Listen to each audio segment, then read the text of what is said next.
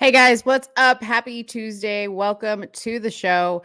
We're going to get started in a little bit, but I'm here to tell you what we're going to talk about. We are going to be talking about the Met Gala. I have some notes for you guys to talk about. I think some of you guys are very critical when it comes to the Met Gala. You're taking it a little too serious. I'm here to explain to you what it's all about, but I'm also here to roast some of the outfits, as you know. But there was a few that I really, really enjoyed, and we will talk about that.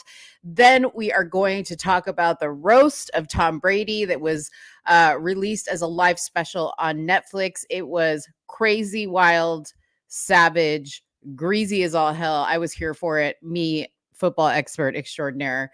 If you didn't see it, I'm going to be showing you some clips that aren't the ones floating around on the internet. And we will talk about that. I'm kind of curious how this special was even able to air. Um, then we're going to be talking about a very interesting story that I saw online, and I'm still doing my research about it, but I'm quite curious as to what is going on. Many of you guys may have seen this pastor who announced to his congregation right at the end of his sermon that his wife had killed herself the day before. And he said so very calmly. He told the congregation, I'm going to tell you guys this, and then I want you guys to get up, go home, and don't talk about this. It was very, very odd. There is a lot of questions I have, so we'll talk about that because that story is developing. Then we're going to talk about how abortions affect the father. I think a lot of times, we obviously talk about the emotional toll that it takes on the mother, or that it takes on the actual living, breathing child that is being aborted, the trauma to that part of it. But very few times we talk about the emotional toll that it takes on the man as well. So we'll be talking and showing that video and just, having a brief discussion about it. Then, of course, we will talk about the political climate. Is there a ceasefire? Is there not a ceasefire? We don't know what's going on these college campuses. We'll dive into entertainment news. And of course, we're going to make you laugh because we always make you laugh. So sit back, hit the like button, make sure you're subscribed, and the show starts right now. You are now tuned into Somewhere in the Middle with Soonie and Mo. Ay, ay, ay, ay. Ay, ay, ay, ay. Hey, Don on the beat. I got so many ops. Everywhere I go, I got so many ops. so many ops. I know they plotting against me. I know it's hate, they wanna kill me, but please don't tempt me, cause I got so many glocks. Hey, ain't none of them empty. Jesus said they would hate me too. That's how I know it's envy. I got so many ops. I know they're plotting against me. What's up, y'all? It is Tuesday. Does it feel like a Tuesday to you? Because it feels like a whole Friday to me. It feels like a whole Tuesday. I'm tired, y'all. I've been at the hospital with my mom. She had surgery and I'm exhausted. Okay. Mama Mo is a handful. Exhausted. I'm exhausted. Okay. She's a handful. Like my mom, like she cracks me up, but I mean, her in a hospital is like a whole nother situation. I'm really running off very little sleep.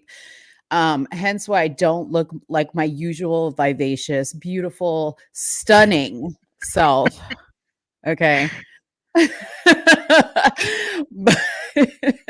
but this is me when I just get up from a nap and really don't care.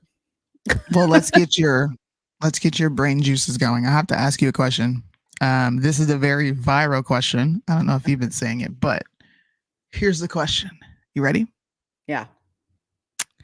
Why do I look so freaking yellow? I feel like there's like a mask of yellow over me. Maybe it's my yellow or my color like projecting off of you. Maybe. Did you see that on my skin? I kind of look so yellow. You yellow. You kind of look yellow too. I know. I don't really care. Anyways, here's a question. You're trapped in the woods. Would Okay. you rather be trapped with a man or a bear? Oh, a man, hands down. Why? Why not? Why? I mean, for multiple reasons. Number one, I love men. Like, what am I going to do with a bear? What am I going to do with a bear? I was gonna say, because I'm like, is it a random? You know me? Is it a random guy? I don't want to be stuck in the woods with a random dude. Oh, no. So I said, well, the bear, because I could like shoot the bear, kill it, and skin it, and use the meat and use like the skin See, for warmth. no, see, first of all, Mo ain't I'll shoot the bear, but Mo ain't gonna Yeah. skin no bear. I need a man to do all that, okay? So if I have a man, then the guy can go out and do all the shooting and skinning and whatever, and then I have both, Okay. and Hey. I have a companion. Well, this is a viral question that is on TikTok right now. And women are expressing that they would not choose a man because they don't feel safe with men. The man could rape them, the man could take advantage of them, the man can like subject them to some sort of slavery. I'm telling you, the answers that I've been hearing is is kind of fucking absurd. But I chose a bear because I'm like, okay, it's not my husband, and I could kill this thing and like live. I'll be Yeah. okay. Not because I See, don't feel safe with men. Like it was just weird to hear women say that they don't feel safe with men. here's the thing about it. Like, if you're trapped on an island, okay, like it's an inevitable, like life or death situation. At that point, like the stuff about, oh, I can't be on an island alone with another man, like that just goes out the window for me. Like, I'm gonna be like, I gotta do what I gotta do. Okay. So, like, if I gotta, Mhm. like, be with another guy, if we gotta be like naked and afraid, like hunting together, leaves on our private parts type of situation, like all the other like the rules go out the window because it's survival time. You know what I mean? So Mhm. I don't really care. Yeah. You know, I don't care either. I thought it Yeah. was a dumb question. I'm like, And see, this is I don't why know. this Like, is why most men probably wouldn't choose a woman either. Like if they had a choice between a woman and a bear, they'd probably choose the bear they because they'd probably be picked like, the bear. yeah. Exactly. I wonder why they don't flip the question around for the guys to answer because I'd be more interested to hear what they say. Well, listen, men are gonna pick the women. They are. They You think? men because men aren't afraid to admit that they need a companion. They want somebody to be there with them. They don't want to be there, but there's so much missing. It's just like woman or bear. They're woman, easy. You need more. Bear or man. Yeah, that's why I answered the way I did because I'm like, well, wait, what do you mean? Yeah. But here's some of the answers. I want you to listen to these. Oh, Would there's you a rather be in a forest with a man or a bear? Probably a bear, because I detest men. I'm a misandrist. It's how I am. Do you know what I mean? I don't know what we're gonna do about that. But yeah. She says all that with the Star of David on her chest. I just want you guys to see that. I mean, forget the Star of David. You're nothing to look at, sweetheart. Okay. Yeah, look at her. She's got no fucking neck, bro. Oh my god. I detest men. I'm just gonna I say, detest men. I'm just detest men. Like, honey, they're not thinking about you at night either. Okay. With her janky grill. With your looking ass. Like, what the fuck? Fiona. It's how I am. Do you know what I mean? So she's got razor teeth, bro. Oh my god, you guys can't see that, but holy smokes. I don't know what we're gonna do about that. But yeah. A bear. A bear. A bear. I mean, to be fair, I'm a person who likes bears a lot more. Like, not because I'm Slavic, so it's kind of like my experience of like being stuck with a bear. It doesn't have to do anything with like men. Essentially, I just really like bears. Definitely a man. Is he hot? A man. Well, My girl. yeah, obviously. I can't fight the bear. I can fight the man. Like, What? a man. Because I can make him do things for me.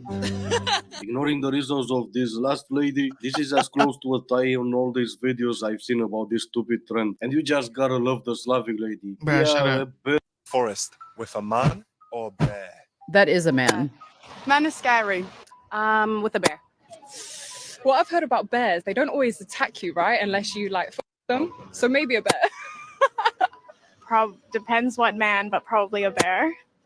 100% a bear, which is like terrifying to say, but Definitely a bear. Some men are very scary out there. Bro. I just wanted Okay. you to see. This is what No. women are saying. But see, women. Look at the women that they're asking. Number one, they're Man. they're British. Number two, they're ugly. Most of them are ugly. I guarantee you, Even the pretty one said bear though. yeah, but every last one of them, even the ones that chose the man, I guarantee you they're all single. Because the reasons why they chose the man, because I can tell him what to do. Yeah. Yeah. That's Girl, pretty bye. odd. Pretty odd. No. But that's a trending topic, you guys. You should ask your friends if you're having like, little shindigs and get together. Ask your female friends if they would choose the man or the bear and then ask them why. I'm interested to see. I'm going to ask a few of my friends today, would they choose a man or a bear? And I'm going to record their reactions. No, we got to ask the men, would you choose a woman? Okay. Okay, what would I'll it do that. be? A woman or A dog? Oh, I don't even have to Nope. ask. I already know the answer because they'd be like, women dog. would be a liability. Yes, they would pick the dog. Yeah. They're like, they'd be like, I can suck my own dick. Shit. Pause. I'm Wait just a minute. saying. No, I'm just saying because the only other reason a man would choose a woman would be Yeah. for some type of companionship because we are. Yeah. Ladies, please don't get all sensitive with me in the comments, but we really, unless we're like in a house with a stove and some type of a way to be useful to a man, we serve no need to a man in a survival situation. Okay, I'm sorry, we just don't. We're more of a liability. Oh, hates women. Hey, at least it's you and not me now. I've been dealing with this for years. You hate women. Now where people get to say it about Mo. Let's go. Then they switched up the question. Would you have your little daughter in the woods with a man or a bear? They would probably still say a bear because they would deem that man some sort of danger to their child because apparently all men molest and grape women and children. Right. Crazy. Except if that man wants to wear a skirt and chop off his dick, then he's perfectly safe around children. Mm-hmm. Yeah, it's like, and also if he's like a fudge packer, they're okay with them those two. Right. Yeah. That.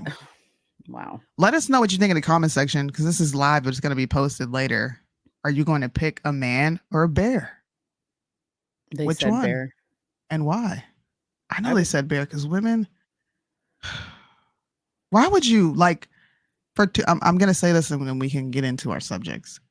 Why would you leave your child with a bear? Right. Over a man who could protect your child. Oh gosh, I don't know. This is why. This is why question. I say repeal the 19th. Women get mad at me, but this is why. You guys say some retarded stuff. Why? You're gonna leave your child like it's your child with a bear. Yeah. I wouldn't even do that. If anything, I'm gonna figure out a way to take my kid with me. I would feel like I'm not answering either question. My kids are coming with me, but that's neither here nor there. See, let's get into these topics. Here's Joey. Joey says, if I had to choose between a woman and a bear, I'd have to choose a bear. I have more success with animals than women. Hey, that's the honest answer though. Hey. Yeah. We need to flip this around and ask men. You should go around Texas and ask men this question. They'll answer you. Shoot, in Texas? You already know. You already know. Ladies, this gives you something to think about. Like, are you an asset in a survival situation? Not in the bedroom. For food, yeah. Yeah, not in the bed. If your only asset is in a bedroom, as long as you got access to your lip fillers and your fake eyelashes and your booty enhancing undergarments, if that's your only trade and skill, you better think Hang twice. it up, ma'am. Yeah. Hang it up. Yeah. I kind of had this conversation a couple weeks ago with like some friends of mine. We were sitting around talking and my husband's like, there's not really much women provide, outside of the house.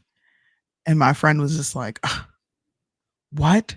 Yeah. And I'm like, not lying. Like, we're made for this. This is what we're made for. Nurturers, we have babies. Yeah. We cook better than men. We cook better than men. I don't care what you say. Yeah. Look, Gordon Ramsay's food, I've heard mixed reactions about that food. So, because I know people are gonna bring up, well, the best chefs in the world are men. Nah, listen, there are things that we do better. Period. Carly, you told a whole fib. She has more survival skills than most. Well, then you must know a lot of not so manly men, girl. You must not know. Yeah. This is an interesting topic, but let us know what you guys think in the comment section. I love this topic. See, this is It's why fun. street interviews are the way to go, because you can go out and do this type of stuff. Yeah, let's do it. We should do like a whole segment where like we ask like if this or would you rather type questions. Thank you, Cheryl. I remember a lot of my followers used to fight me on this. I used to do lives, to host a live almost every day and talk about how women will be the downfall of our country. And I'm just saying. I've been proven right. Yeah. I'll tell you right now, and I'm sure Soonie feels the same way, but if it was like, okay, Soonie was on we're about to go into a survival situation, and she had her choice between me and a random dude, like just a guy, picking the random dude, but a manly man. She's picking them. Yeah. Because dude, first of all, I will drive her nuts. She's not going to do shit. She's going to make me do everything. I'm going to be like, Soonie, in this situation, you're the dude. I'm the dude. Exactly. Be like, first of all, bro, I'm just as feminine as you. I might put on a ball cap, but I'm not trying to build nothing. Oh no, I will be such a pain in the ass. Like I'll be like, I'm hot. Okay. Soonie. Yeah, I'm kicking you out. You gotta go. Hot. I'm like, Mo's getting kicked out of the camp. I'm gonna say, you know what? Get a map, get a compass, and hit me up when you get there. Yeah. But okay, where I would be good is like strategy, like, like if you and I need to strategize, like I'd be good on that. And I'd be good, like, okay, if you need me to do something, you just tell me what to do and I'll do it. Like if you've got the plan, I'm gonna be your backup type of situation. I'm calling Cap. You remember when I went camping? I think it was like 2 years ago. And my husband said, babe, I have to work and I have to do some running around. So can you head up north before me and you can set up the camp? And I was like, yeah, I'll do it. So I don't think Mo believed I was actually going to do it. So I made a video. I did a time-lapse video and I sent it to her and I set up the entire camp by myself. And she was like, I would have had a whole attitude. But I felt so accomplished after I did it. I was like, I did it without him. I would have been like, I'll wait. I'll wait for you to come. Don't worry about it. No, yeah, he would have been pissed if I would have did that. Yeah, because I'm not good at like assembling things. Like that's not my strength. That's not my strength. Don't ever ask Mo to go camping with you guys. Okay. No. Listen, I love camping, but when we camp, I'm the one that will make the bomb meals. I will clean. I will cook really, really good stuff. I'll keep everything organized, but don't ask me to put up no tent. That's just not that's not my strength. No. Don't ask you to put up no tent. Okay. Apex says he's black and he's never been camping. So black people don't camp. He don't camp. Okay. He don't camp. You should camp, Apex. It's really fun. It is really fun to do. I like to camp. Now, don't take me camping for more than like 3 days because after I need a shower. There's showers there. Yeah, but I'm not talking to you about this. I refuse. If I had to shoot an animal, could you? Yeah, I would shoot an animal if I had to. Yeah. Don't believe her.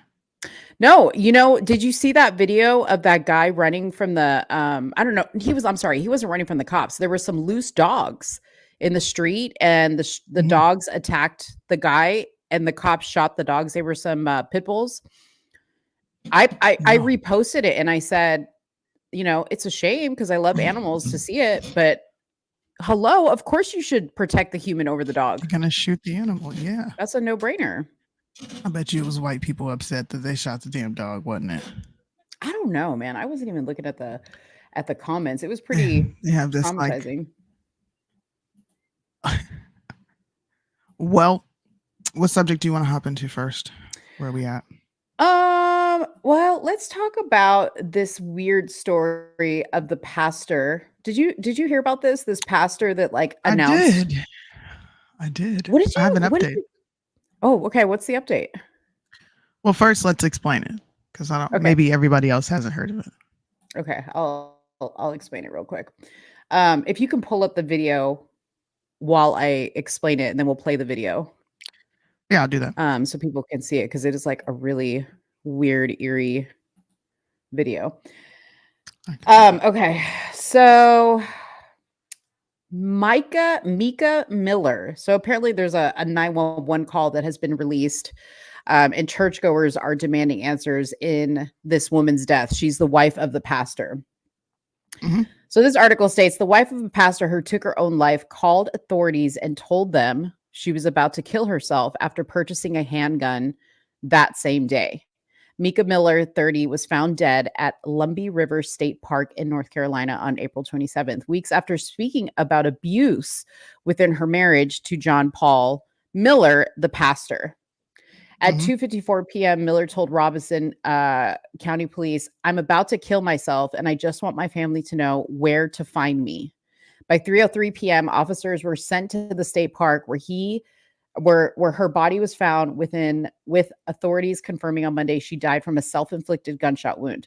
Police said that throughout the call, she remained calm, asking the dispatcher if her phone could be tracked. In the days after her death, her friends and family held a rally calling for justice for her outside of the church where her husband, Pastor Miller, works.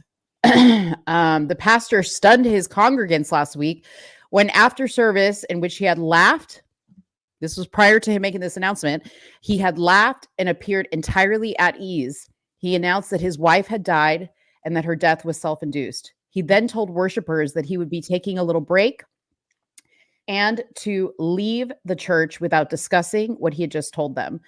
Weeks before she died, Mika had posted an emotional video in which she spoke of abuse within her marriage and offered support to anyone struggling with leaving a dangerous situation. She said, "Today, my heart is a little heavy. I have lots of women that have reached out to me about situations of abuse. And I just want to tell you what a lot of people have told me lately because I think I forgot. But you're the bride of Christ before anybody else, male or female. It doesn't matter what gender you are. Abuse is abuse." On Monday, before her cause of death was announced, Mika had filed police reports against her husband, whose name acted in the actual reports in March, accusing him of harassing her. She told officers she was afraid for her life and had found a tracking device on her car, and her tires repeatedly had been deflated. In the days since her death, her family has pushed back at her husband's explanation of her suicide. Interesting. Right? Interesting. I didn't say my opinion on this because I wanted to save it for the show, to be honest with you. I for some reason did not think that he was guilty. Don't know why. I had watched that video that you just talked about where she was complaining about abuse and all that. And I was looking at her like, you don't come off like a battered woman. You can tell when a woman's been battered. Number one, she's not going to be online making these videos because you have to come home to that dude at the end of the day. So why would you do that? Two, the family was just like way too eager and vocal about demonizing this man. I didn't understand why. And of course, do you want to play his statements or do you want to play the 911 call? I don't have the 911 call. Do you have it? I have the 911 call. Okay, So- let's first play his statements. Okay. Right there. I watched this and I didn't believe it. I was like, there's no way you kill your wife and you know you killed her. And then you go on stage to your congregation and then say, hey, my wife's killed herself. Yeah. We're going to have the funeral. Da da da da da. It didn't come off like he was guilty at all. But here's the clip. You stand up and I'm going to make an announcement. And after the announcement, I'm going to ask that you leave church quietly and don't talk about the announcement here in the building, please, if you can, so y'all can stand to your feet. Before I make the announcement, I also want to say that my request to you is that you will continue to come to church and serve and give for the next, little bit. 'Cause I don't want to have, I'm taking a little bit of a break and I don't want to have to worry about the church. My break may be a few days, a few weeks. I don't know. I got a call late last night. My wife has passed away. And it was self-induced, and it was up in North Carolina. And we're going to have a funeral for her next Sunday here at 3 p.m. And so it's all I can, I'm just kind of going on adrenaline right now. So y'all pray for me and my kids and everybody. And y'all knew that she wasn't well mentally, and that she needed her medicine that was hard to get to her. And so I'm sure there'll be more details to come, but just keep our family in your prayers. And I'm going to let Pastor Randall, my bishop, he can pray. I get a microphone, he'll pray out. And if you have anything you want to share as well, I appreciate it. That doesn't sound like a guilty man to me. To me, he sounds like he's struggling to not cry, and he sounds completely freaking defeated. I believe him when he says she had mental issues. I do. And I'm only saying this because of the type of women that we see come out with these allegations, whether it's abuse, assault, harassment, or rape.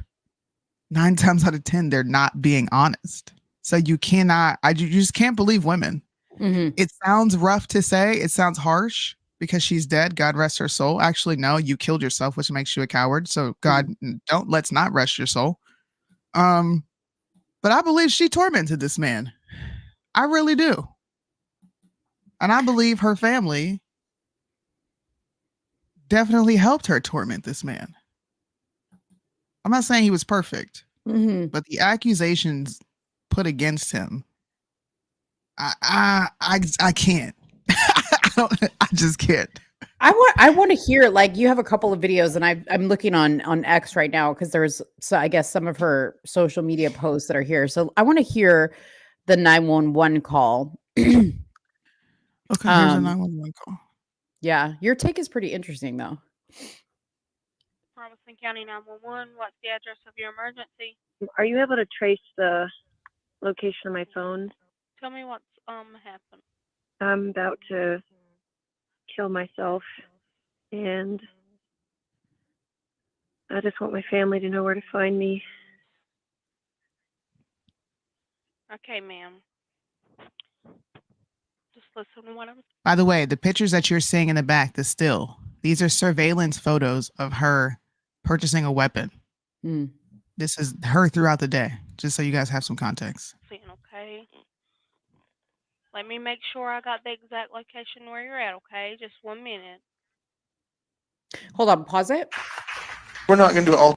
Yeah. So he said, y'all, in this announcement right here, he said, y'all know she was not well mentally, and it was hard for her to take her mental medication. Okay, so how did she get a weapon?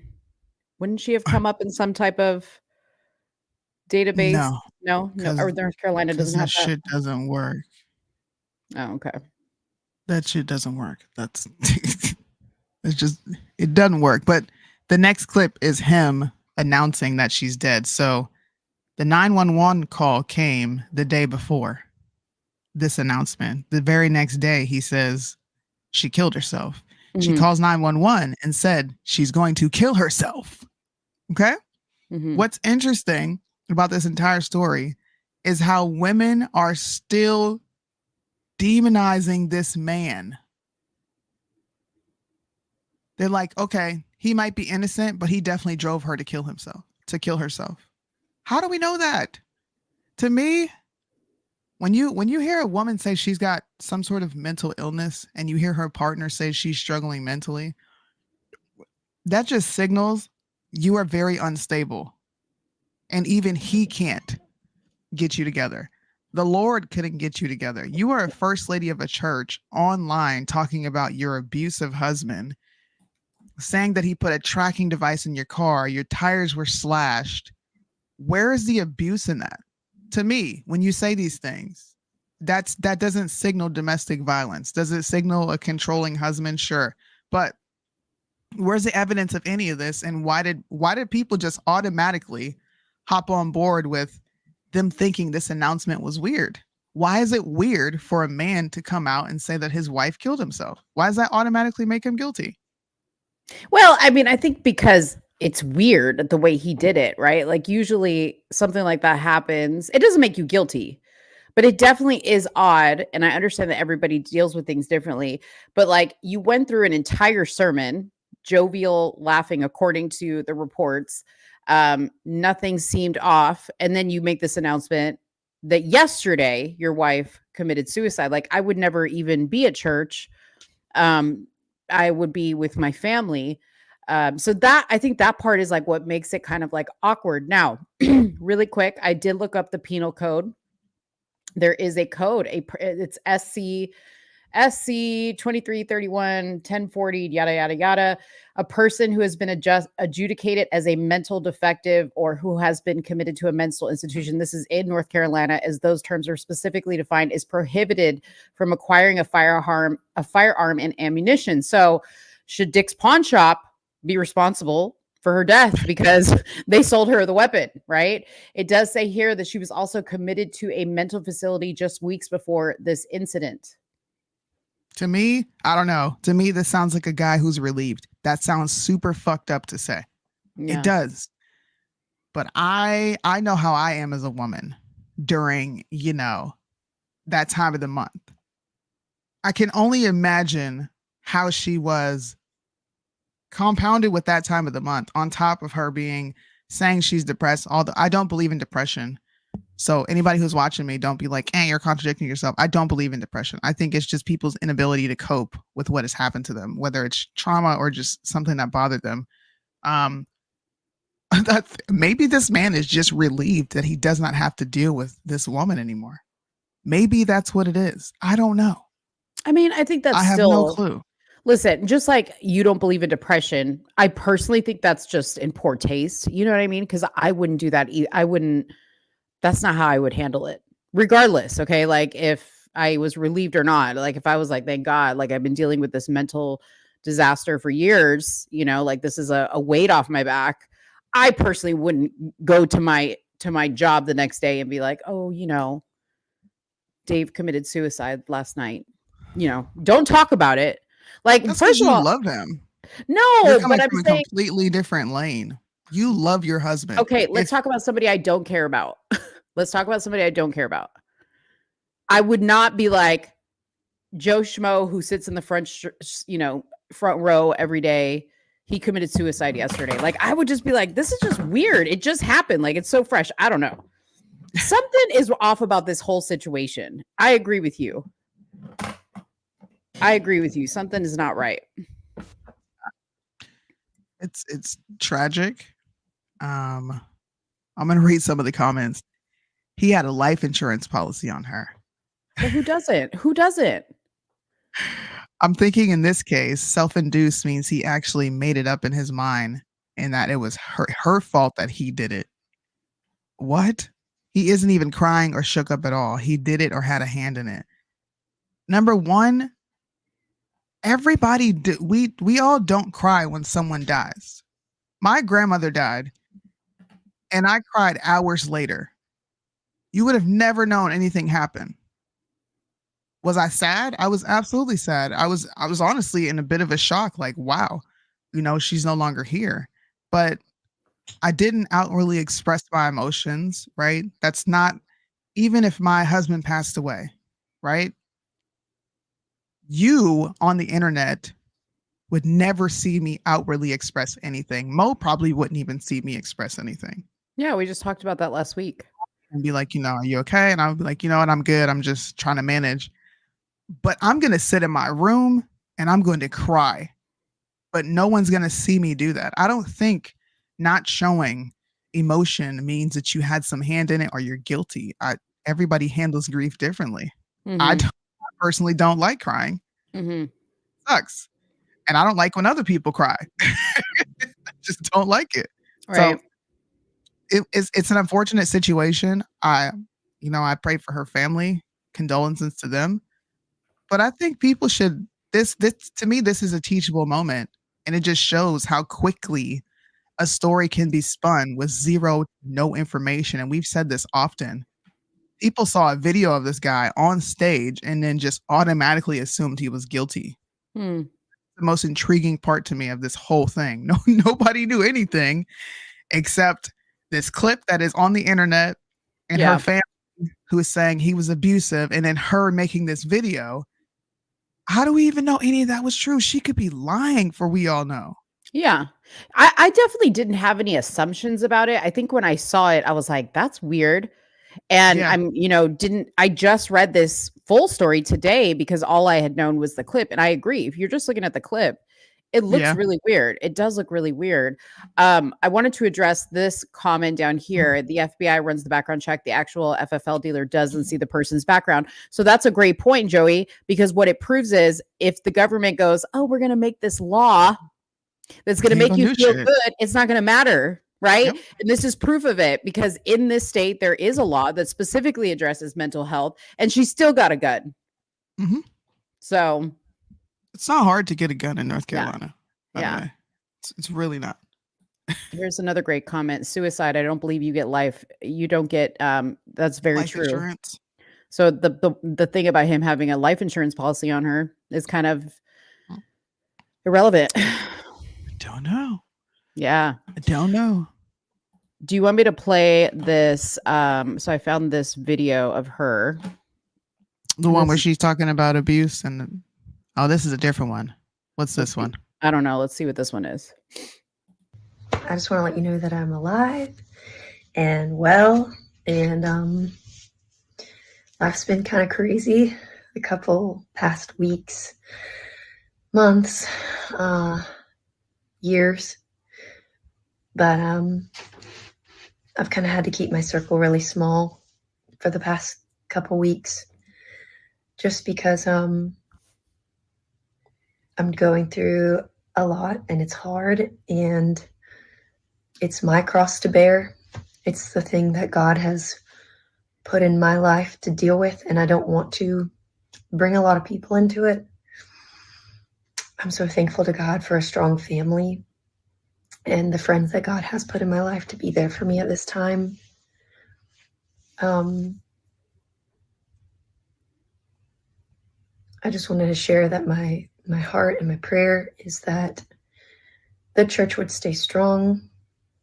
What are you talking about? That we all would stick together because the church is God's people. It's not a man. It's not a person. It's not me. It's God's people, the bride of Christ. And it's a lot of really good. The bride of Christ. Listen, my favorite thing, I love when Christians be pretending like God only does good things. He only puts good people in your life, not the bad ones. He only puts you in good situations, not the bad ones. You make choices, okay? And if this dude was a bad dude, you chose him. Number one. Number two, I was just talking to my mom on the way home today about this.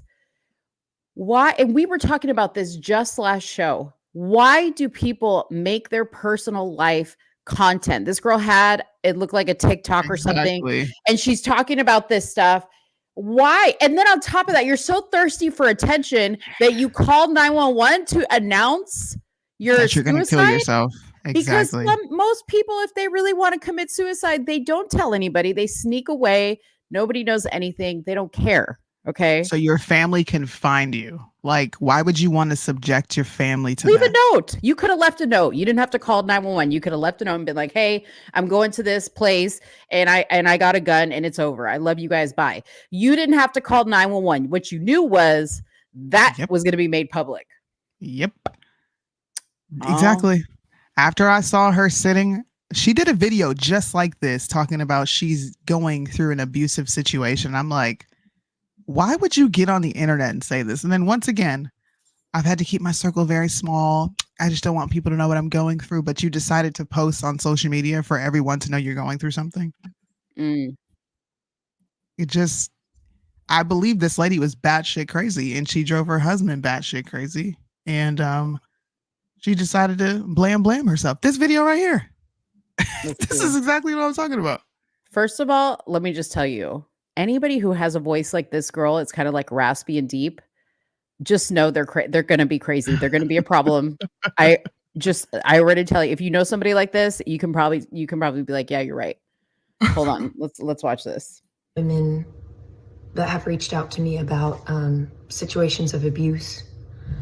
And I just want to tell you what a lot of people have told me lately and reminded me, because I think I forgot. I knew, but I pushed it in the back of my head just because of my situation.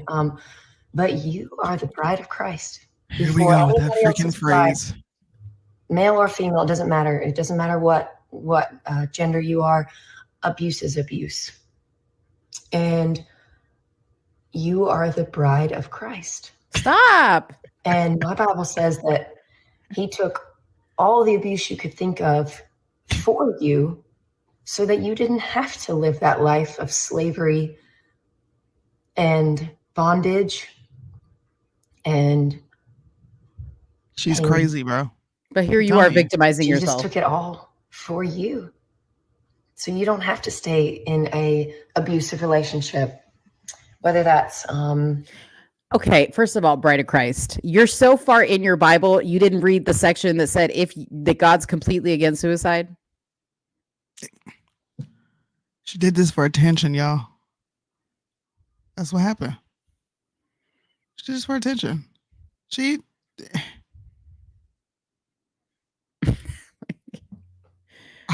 I'm trying to like reserve my speech because I don't want to come off tone deaf. She did just blam herself. She is someone's daughter, cousin's sister, right? Yeah. But I believe this lady's full of shit. I just don't believe anything she put out. I don't believe the family. I think the family definitely had an axe to grind with the husband, probably because he was a man and said, this is what's going to happen. You are going to be submissive, or maybe you can find somewhere else to go. And she probably couldn't handle that. She was taking care of kids who weren't hers. Those were her stepchildren. They went as far as to say that this man groomed her, that he had been watching her since she was a teenager and finally married her when she was at an appropriate age. This is one of the narratives that's out there about this guy, but and isn't it funny? Like, she shared all these videos, but did she share any pictures of the alleged abuse? No. So how do we know he actually put a tracking device on your car? Right. You said it in a report, but was that substantiated? Because if it was, why weren't you able to get a restraining order? How was he still able to harass you? This is so, and then, okay, let me just show you these people dressed in purple outside the church. See, now I'm quickly moving in Soonie's direction. Look at these people dressed in purple for Mika across the church. Okay. Where were y'all? Y'all are so close to the church and so close to Mika. Where were y'all at when she was alive complaining about the abuse? Because she had a small circle. Too little, too late. Her family knew.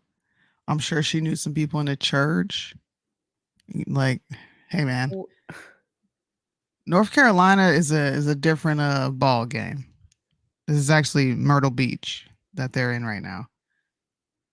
All I know is this guy was demonized, and I believe he's 100% innocent, and I believe his wife was batshit crazy, and she was weak. She's talking about how Christ came and took it all, but then she ultimately killed herself. So you didn't appreciate Christ's sacrifice of being wounded for our transgressions because you decided to go off yourself. So to me, that's just a virtue signal of, look at me, I'm a Christian and we are the bride of Christ. And you didn't believe any of that. There's no way you could have. Yeah. Very good assessment, Soonie, because it does look more suspicious when you consider all those things involved. But it's kind of like the Gabby Petito thing, that they see this like cute girl, she looks real sweet, apple pie. Yep. We can't think for a second. It's like Gabby Petito. Nobody wanted to believe that she was like this terrible person. And then come to find out, she was like just as abusive as him. She had a temper. Yeah. They were pretty much abusive to each other. Wow. And This he is clearly couldn't crazy. take the fact that he killed her, so much so that he killed himself. Yeah. Now they're Look into saying this story, that y'all. he had a mistress. That's the next thing. He had a mistress. Here we go. Here we go. Anything to absolve a woman, we have to constantly demonize men. And look, I'm the first person to call out a man when he's wrong. Yeah. The first person to call out a woman. But really, this is what we doing now. Justice for this guy. I don't know his name. What's his name? Pastor something Michael Miller. Pastor Miller of Myrtle Beach. Yeah. Justice for you, sir. JP Miller. JP Miller. Mm-hmm. Justice for that man. We're the only ones. We're the only ones saying justice for JP. It's okay, because you know what? We should clip this part and upload it as a separate video and just put Justice her for picture and his JP. picture up there. Yeah.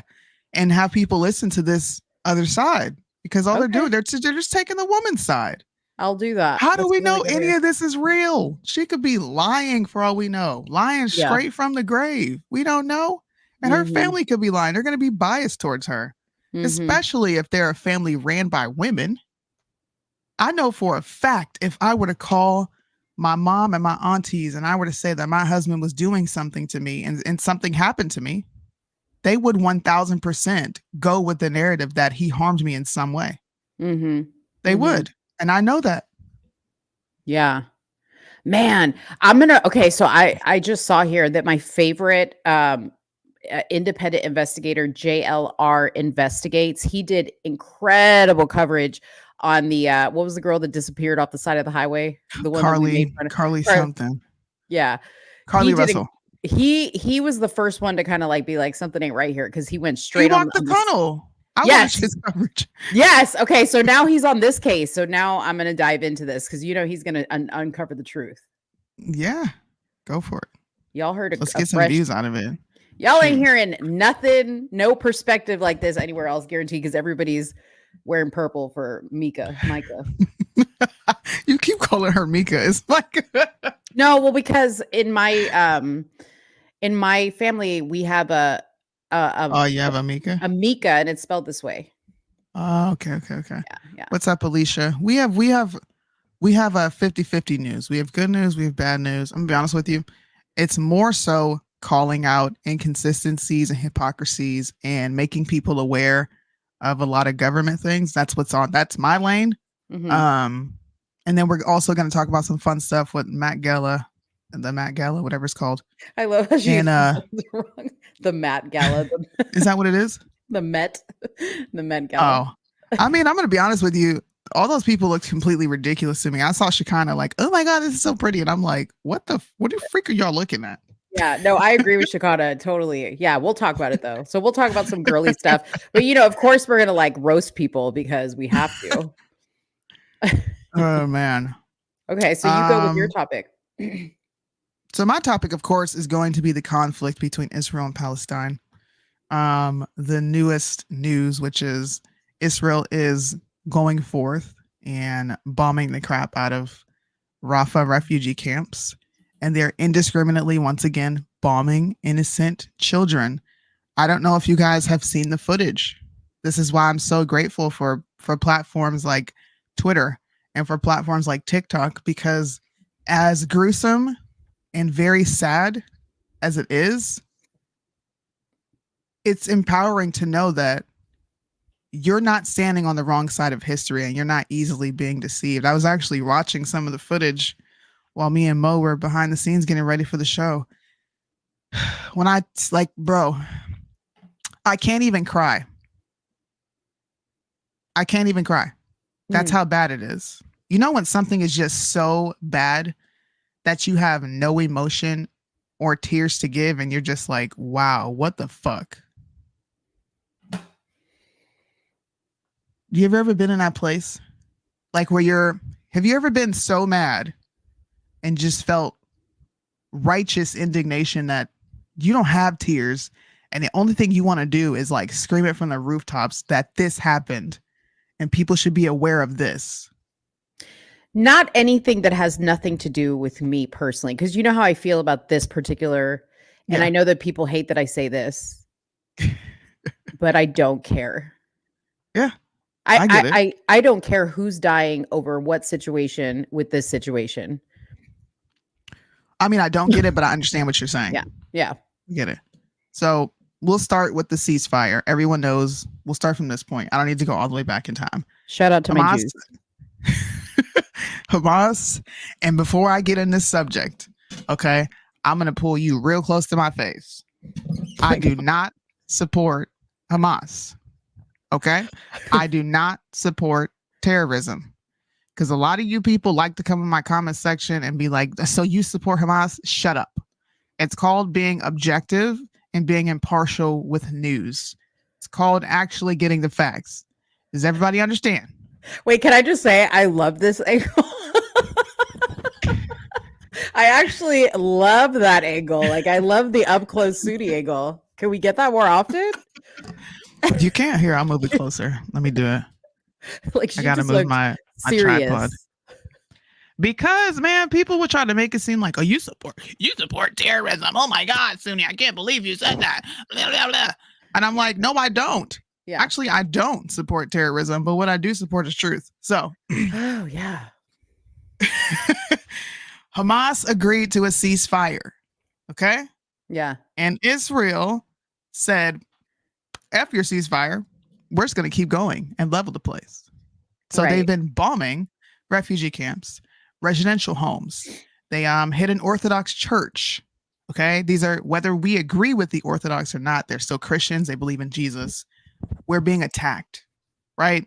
So a lot of people are up in arms. This is why all these protests are happening, because everyone is telling Hamas to agree to a ceasefire, to release the hostages. And Israel is still going with their aggression towards these people. If it was solely the generals and the soldiers of Hamas, do you think any of us would be saying anything? This is for the people in the comment section. This is for Mo. Honestly, do you think anybody would be saying anything? Matter of fact, let's make this conversation more honest. If TikTok and Twitter didn't exist, we wouldn't be talking about this conflict. Want to know why? Because we wouldn't know shit about it. We wouldn't, yeah. We wouldn't. Unless you were well read, you would have nothing to comment on. Yeah, you're right. Period. So all this virtue signaling, you know, on the Palestinian side, on the Israeli side, you all are fake. You're fake. You called for a ceasefire. The ceasefire did not happen. So fast forward, we can rewind a little bit. The ICC came out and said, you know what? Israel is committing war crimes. So what we're going to do is we're going to start arresting officials of the IDF. Mind you, they had this same response towards dun dun dun. Can you guess who? Putin. Okay. What does the Biden administration say? The Biden administration said they were okay with the Russia investigation, and they would assist the ICC in doing so against Putin when he was doing what? He was hitting the Donbass region. Okay. When he went after the Ukrainians, we were totally fine with an investigation. But when we want to flip that investigation and we want to start talking about what Israel is doing, the ICC is also calling to investigate Hamas. So don't let people lie to you and say, well, they're only investigating Israel. No, they're not. They're investigating both. It gets way more sinister than this. Yeah. So these are some statements. I totally believe that a sinister sister, because here's the other thing. Did anybody so Hamas said they agreed to some agreement to ceasefire. Did the other side say, yeah, we agreed? Did I hear anybody from the other side come out and say, yeah, we agreed, and then we reneged? See, this is why I say we are getting played to no end from both sides. Okay. Because we just took Hamas's word that a ceasefire discussion took place, right? So somebody from Israel came out and said, we agreed to a ceasefire?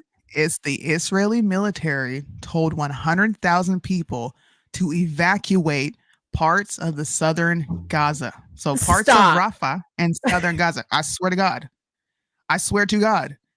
As they're evacuating, so they said we agree. They bomb. We agreed to a ceasefire. Get out. Listen, don't tell nobody. Don't tell nobody. 7 o'clock. Y'all get up out of here. That's what they said. Listen, y'all leave. We're gonna allow you to leave. Right. Okay. 100,000. They told them to evacuate. And what do they start doing? Bombing. Okay. They're bombing. So the ICC comes out and says, we're going to investigate your war crimes and we're going to draft up some warrants for your arrest because you're committing international crimes. But here's the kicker. I showed you how we felt about Putin. And when I say we, talking about this country and its administration, everybody can see this. The Biden administration moves to assist the ICC and Russia investigation. Mm-hmm. What does the Biden administration say here? When asked about the prospect of the ICC warrants, the White House spokesperson, Jean-Pierre, said, we have been really clear about the ICC investigation. We do not support it. We don't believe that they have the jurisdiction. How can you have, how do they have jurisdiction in Russia, but they don't have jurisdiction here? Right. What? Let's keep reading though. U.S. politicians spoke out with the Republican Speaker of the House of Representatives, Mike Johnson. We're going to talk about him as well, saying such a lawless action by the ICC would directly undermine U.S. national security interests. Guys, you have to read between the lines. But the border doesn't, Mike? That was my next statement. The border has nothing to do with national security interests. But you investigating what the fuck Israel is doing over there, well, that puts our security at risk. If unchallenged by the Biden administration, the ICC could create and assume unprecedented power, listen to this, to issue arrest warrants against American political leaders, American diplomats, and American military personnel, thereby endangering our country's sovereign authority. Are you kidding me? Get out of town. He didn't say that. Yes, he did. You ready? John Fetterman. You know, the one that everybody was saying that he was stroking out and he wasn't mentally sane? Yeah. Well, he decided to speak on this too. Okay. It would be a fatal blow to the judicial and moral standing of the ICC to pursue this path against Israel. Everybody. Ooh. Uh-oh. You have Republicans and Democrats coming together on condemning the ICC from investigating. They are not only investigating Israel, but Hamas as well. They supported the Biden administration, this same investigation against Russia. Are you awake yet? Why would we be coming together with Fetterman to want to condemn and discourage this investigation unless they had some shit to hide? What are you hiding? Why don't you want them to investigate this? So you want to know why I'm not pro-Israel? It's because I read. Hence why they want to shut us up with these bills, these anti-Semitic bills. Exactly. This is why they want to get rid of TikTok. If you watch Carmen, who used to be with Lexit, she's another person who's been speaking out about this. Julius, Today with Julius. Go watch all these influencers. Anomaly. Everybody with the brain is speaking out about this, and everyone else is like, well, the Bible says that we're supposed to support Israel. Is it Israel of today? No. Did you question yourself on that? That was the first question I asked. Interesting, right? Yeah. Crazy. That is really crazy. We are in a very diabolical time period in this country. Now, when I said it gets more sinister, it's literally because U.S. representatives have responded. And you're going to be disgusted with how they've responded. Oh, Lord. They are threatening to go after the families of the ICC members if they pursue this investigation. That's terrible. They put out a whole statement. Boom. I have to pull this up on my end. Give me a minute, y'all. Can you just imagine, just while you're pulling that up, just like what Soonie said, if we didn't have the internet like we have it today, we would not know, we wouldn't have anything to say about this, right? Just think about some of the major history events that we learned about in school, right? Yeah. Slavery, Holocaust, Jim Crow, whatever you want to put out there. Just think of whatever. It doesn't have to be, it could be a lot of Yeah. stuff. Just imagine if we learned about those things today, like they just happened, and then immediately we would get a bunch of facts and information about it, how we would look at it today. How would we look at it today? Yeah. That's a good correlation right there. Yeah. How would we? Right? How would we? How would we look at it today versus how we were told to look at it? Exactly. Mm. So this is a more sinister part. And I put up all these politicians because these are the politicians that are supporting and wrote this letter to Kareem Khan, which is the office of, the prosecutor of the International Criminal Court. Tim Scott. No This wonder is you why I said he called was Tim Scott a coon. I sure Oh. did. Fucking I was going to ask you bootlicker. about that. I was going to ask you, what did Tim do now? Tim, he's just not standing on business. So this is Y'all what the wanna- letter says. I know it's small, but Yeah, people want him these to are be your vice president. politicians. Okay. This is who you're supporting. They says, "Dear Mr. Khan, we write regarding the reports that the International Criminal Court may be considering issuing international arrest warrants against the Prime Minister Benjamin Netanyahu and other Israeli officials." So listen to me. American politicians are threatening an international court for threatening an investigation and arrest warrants against a foreign entity. Israel. They were okay with other foreign entities having this same investigation. Okay. Mm-hmm. Such actions are illegitimate and lack legal basis. If carried out, will result in severe sanctions against you and your institution. The ICC is attempting to punish Israel for taking legitimate actions of self-defense against their Iranian-backed aggressors. I'm gonna tie this all together with a prediction that I have in 2025. But just remember, Iranian-backed aggressors. In fact, in your own words, you witnessed scenes of calculated cruelty conducted by Hamas and Israel following the October 7th attacks. These arrest warrants would align the ICC, listen to this, with the largest state sponsor of terrorism and its proxies. How can they be aligning with them when they are also investigating Hamas? To be clear, there's no moral equivalence between Hamas's terrorism and Israel's justified response. Excuse me. The ICC is also prohibited by its charter from proceeding in any case unless the relevant government is unwilling or unable to police themselves. Clearly, they can't police themselves since we just watched them bomb refugee camps in Rafah. We just seen it. Israel has trained lawyers who advise commanders in a robust system intended to ensure compliance with international humanitarian law. Well, the UN disagrees. By issuing warrants, you would be calling into question the legitimacy of Israel's laws, legal system, and democratic form of government. Finally, neither Israel nor United States members of the ICC, and therefore outside of your organization, suppose jurisdictions. If you issue a warrant for the arrest of Israeli leadership, we will intercept this not only as a threat to Israel's sovereignty, but a threat to the United States of America.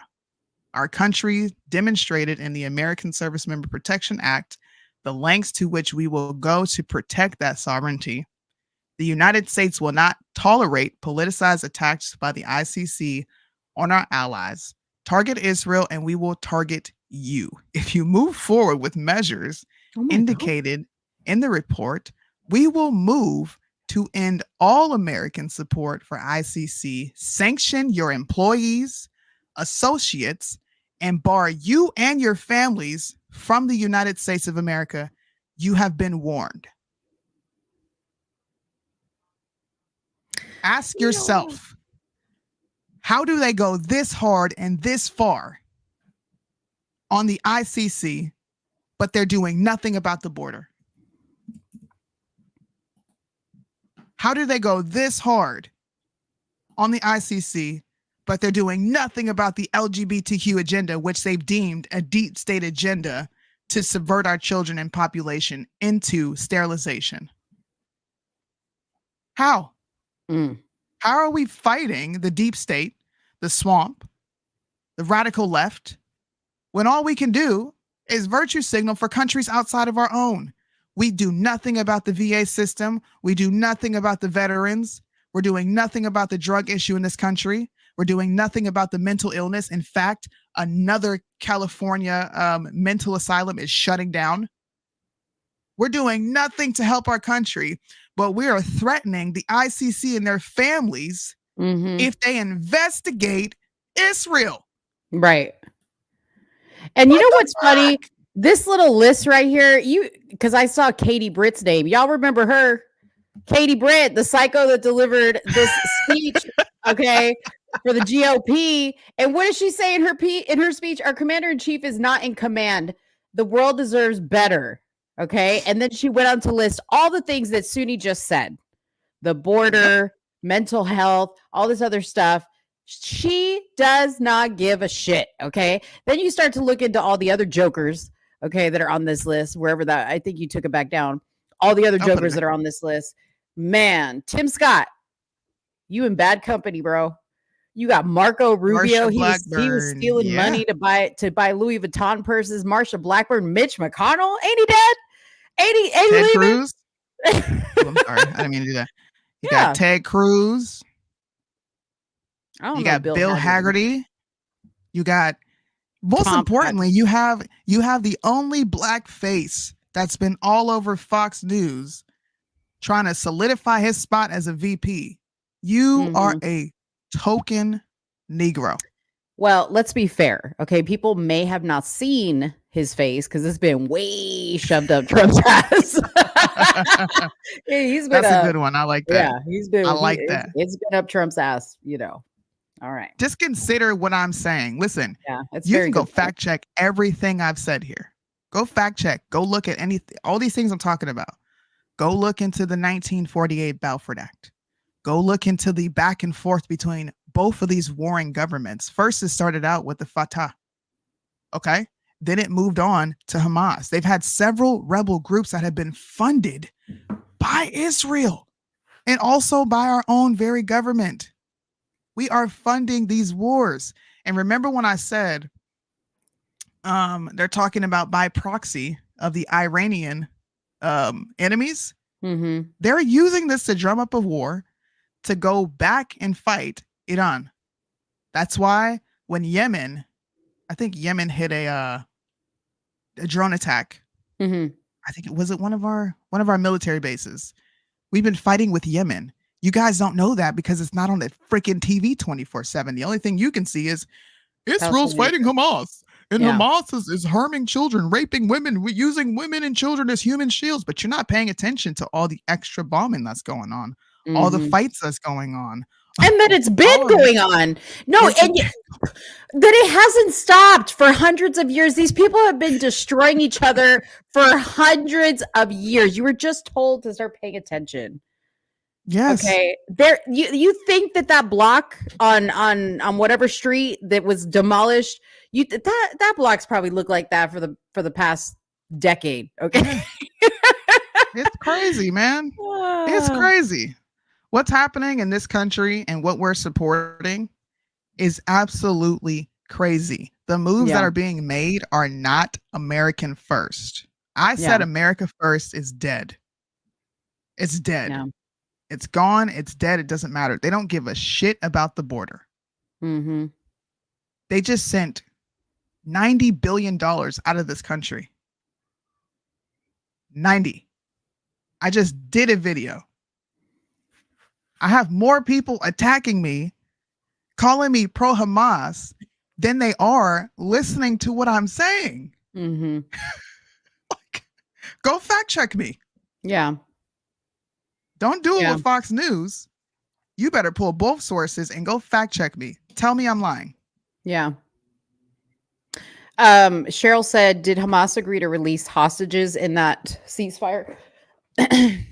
That's not explicitly stated. I'm gonna be honest. It's not explicitly stated. We are kind of leaning on the media for this. So let me see. I actually have the agreement right here. I'll make it up, blow it up a little bigger. Can you guys see that? Yeah.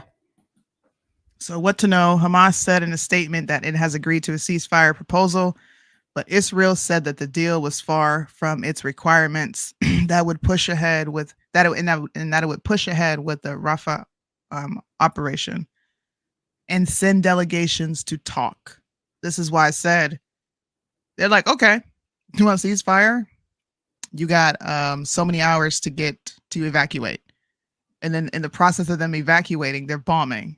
It's much like they did the same thing in Gaza, evacuate, then they bombed. Yes, yeah. Released I think they were calling them prisoners of war in Israel, but by their own investigation found that their soldiers were violating international law because they were abusing those people, stripping them naked, beating the shit out of them. This is all documented. You can go look it up. Look it up. Israelis said it was striking Hamas targets in Rafah hours after it urged 100,000 people to leave the city and move to what it said is an expanded humanitarian area in the Palestinian enclave. The evacuation, is that what it is? Or am I saying it wrong? I just think that's a funny word because, in the United States, if you live in a community that has the name enclave in it, it's like a palatial, a Palestinian enclave, whatever. So the evacuation of Eastern Rafah, which Israel says is limited and temporary, comes ahead of an expected ground assault of the southern Gaza city, where more than 1.4 civilians are sheltering. 1.4 civilians. There are children all over TikTok. I think we will get shut down if I show this. Yeah. You think so? What are you going to show? The children? If I pull up the video of them literally pulling. Don't put sound to it. Well, let's just play it and then pause it. Play it and pause it. Okay. It's just pictures. Oh, okay. There's some videos, but there's also a lot of pictures. Like I said, I'm not in support of Gaza, man. I mean, I'm not in support of either one of these groups. I want America first agendas more than anything. But this is literally them pulling body parts of dead people and children from these homes. A baby, okay? People are going to say, well, how do you know that's from the conflict? Really? By the way, Israel admits that it killed its own at the Nova Music Festival. All those people that the one where the parachuters. Oh god! If you look at the video, you look at the surveillance video, you can tell that they're picking each other off. Just saying. Here's another child and a bomb. Okay, skin peeled the fuck off. This is a letter that I just went through.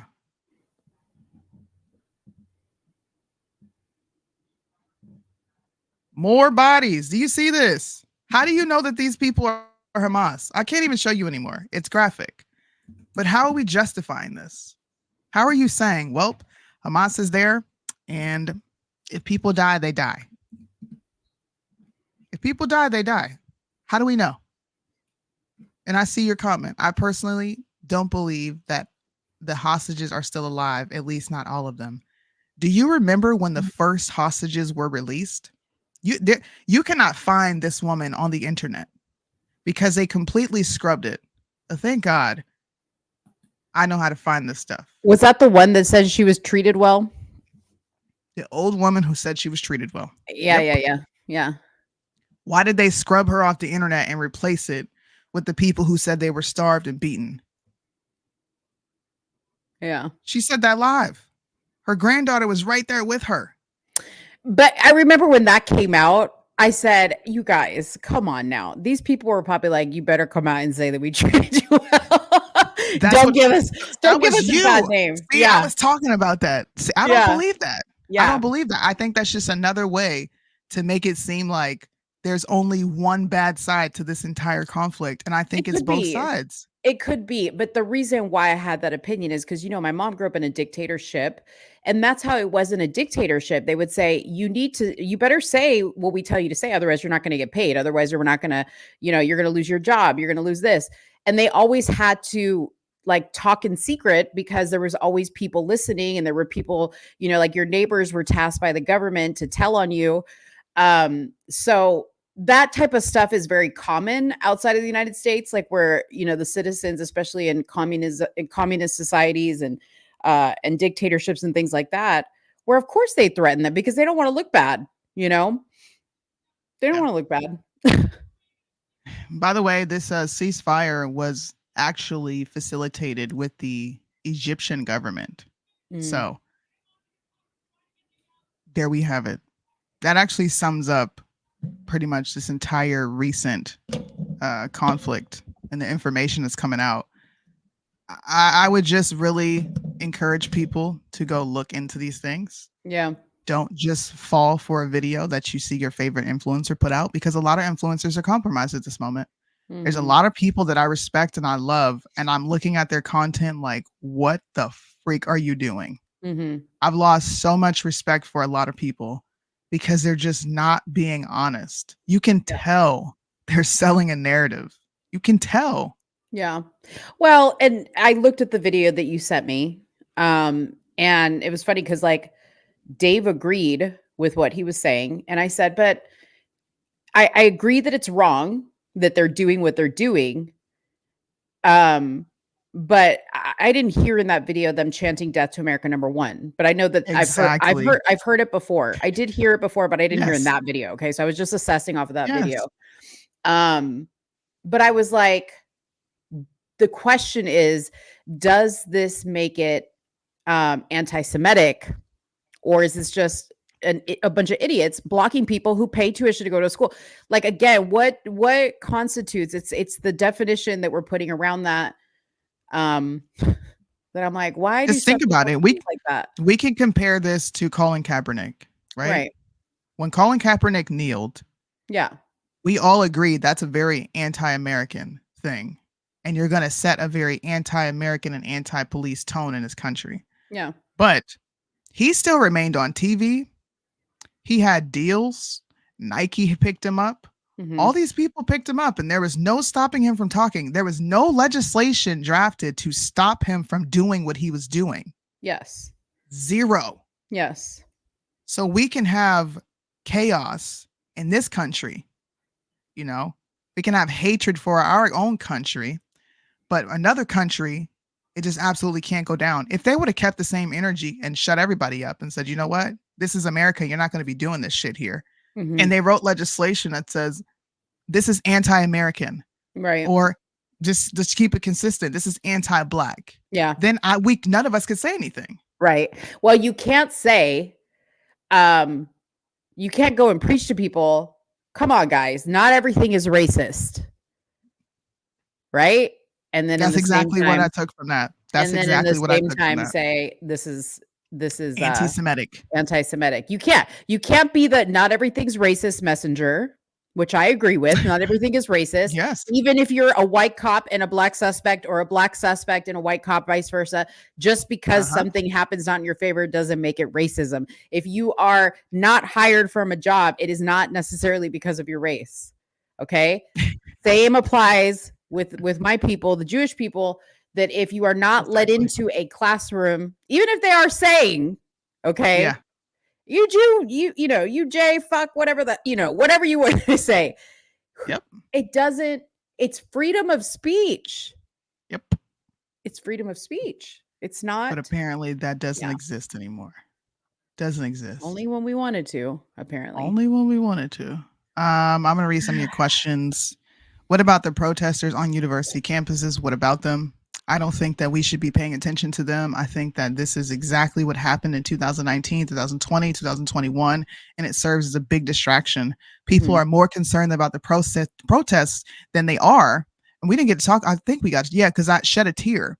Yeah. Then you are about them telling you that scriptures in the Bible are anti-Semitic. Yeah. I don't care about protests. here's a thought, okay? These people, I was telling this to City, these people don't want to be seen, right? Every time the news cameras go and they're trying to the film, these people are like blocking and they've got the umbrellas. What if we just pulled all the media out of the area? These people would have no platform to what they're doing, and that shit would end.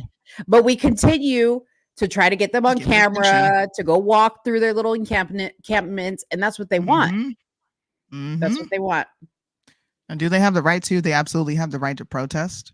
But if the school says you're limited in this encampment, and if it gets too big, it operates as a hazard, and they wouldn't let the fire chief in to make sure it was okay. Yeah. Then they have every right to know, shut it down. They do.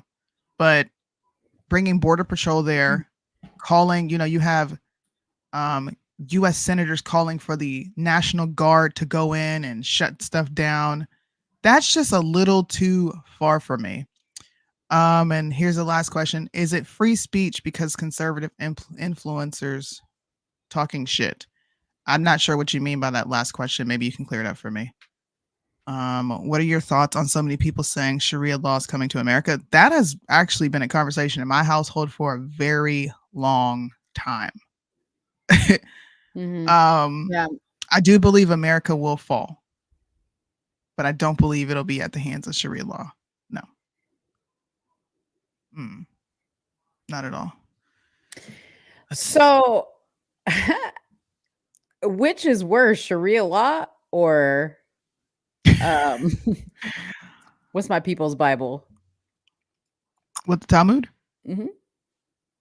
Which is worse? I mean, I think they're both equally bad, to be honest with you. I don't think there's like one is worse than the other. They're both bad. That's my take on it, though. Okay. I don't know everything. So out of those two groups, who has more control? Oh, the J words. I think they're using. So they're using. There's the answer to your question. Who we're gonna for fall sure. to. They're using Arabs. I'll be honest with you. Yeah. And I'm probably going to catch a lot of heat for this. And once again, I'm not pro-Islam. I'm pro-Jesus. And if you don't celebrate Jesus, then I think there's no place for you in this country. But I think the Arabs are being used as a scapegoat. I do. Yeah. What power are they demonstrating? Right. They've been getting demolished by the West and Israel for how long? Dude, we went in there and said, hey, you got weapons of mass destruction. And while we're doing that, let's just go ahead and get these oil reserves. Mine. Like, yeah. Opium. Like, we've been raping the frick out of these Arab nations. So I just think that they're the scapegoat for the J words. I do. Yeah. Yeah. And we can go back to 9/11 for that. They started that one on 9/11, man. They started that whole thought process. And what happened? Yeah. We had legislation called the Patriot Act. They're using national security once again. Listen, there's nothing new under the sun. It is wash, rinse, repeat with these people. Yeah.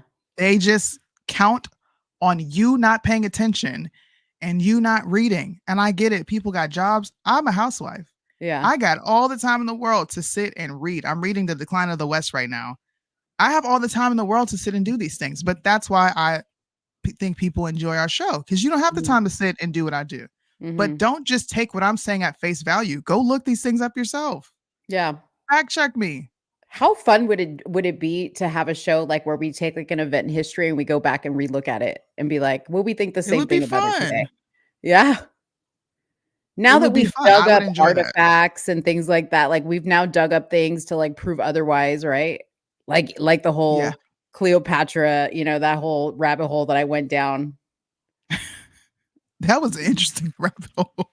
That was an interesting rabbit hole.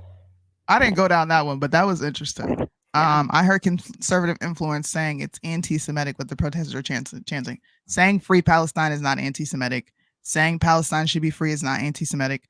Saying from the river to the sea, Palestine will be free is not anti-Semitic. You're going to have to make an assumption that the person who is saying that is calling for the death of the Jews. You're going to have to make that assumption. And how do we do that? If we can't make that assumption when Trump says, Make America Great Again is racist, then you can't make that assumption that what they're saying is rooted in anti-Semitism. You can't do that. And people are being very inconsistent. Yeah. They are. They're not making any rational sense. They're showing that they have this.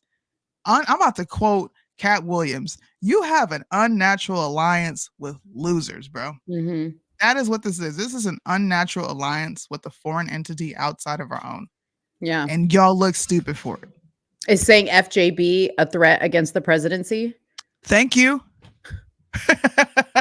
Like, and all the FJB merch you've created and songs you've created. Can he take that as a threat to his life? I mean, the Secret Service should, because you're technically not supposed to say anything about the office of the president. It's a very sensitive subject. Just saying. Conservatives were so against hate speech, does not exist when it's against the Jews, it's anti-Semitic. Listen, go forth and do research on everything I said today. Please. Go forth. Go forth. And support the people who are taking the time. This is work. I didn't just grasp this overnight. Yeah. Mo can tell you. I was doing this. I just found a video that I did all the way back in October 30th and reposted it and was like, wow. Mm-hmm. Like, wow. I'm proud of myself, but wow. It's a lot. BLM. It is a lot. It's fun though. I will say it's fun. Yeah, foreign affairs is a lot. Because you can't just like, well, because it's not like just like, oh, I'm just interested in this little piece of it and I'm just going to research the heck out of that. It leads you down so many rabbit holes of like, okay, now there's this. Now, I mean, like we were doing going down 9/11. Yeah. You know what I mean? I said last week we should be interviewed. I wish we could dig a few people up from the grave and ask them some questions because I remember that, dude. I was shook on that live. I'm never shook on lives, and I'm like, bro, you did not just say this. We're going down, and we got away with it. The video got full monetization. Let's go. It's because you're Jew. Just keep using your Jew power. That's why I constantly hashtag Jew power. I constantly plug the Jews. I'm not gonna play this, but this goes along with our subject. Macklemore came out with a song. And he said, F Joe Biden. Did you guys hear about this? Mm-mm. A lot of celebrities are coming out and condemning Joe Biden, and a lot of conservatives are like, oh my God. And I'm like, listen, shut up. This is a W. We need people to say FJB. Mm-hmm. We do. Mm-hmm. So you know what they can go do? Go vote for Donald J. Trump, because Donald Trump has had such a moderate approach to this war. It's not even freaking funny. He's condemned Netanyahu. Yeah. And he's also said, but Israel, you do have a right to defend yourself. But this right here, I don't rock with that. Your intelligence was crappy that day. And by the way, all that mess about Netanyahu, y'all, okay? I know for a figgity fact he is in Dallas right now. So that fool ain't scared. He's like, arrest who? Condemn what? You about to arrest me? That's exactly what he said. Yeah, he's over here at some what's his name? Greg Abbott fundraiser. He said he said the world's bully has my back. They said if you touch me, they're gonna issue sanctions against y'all. Yeah.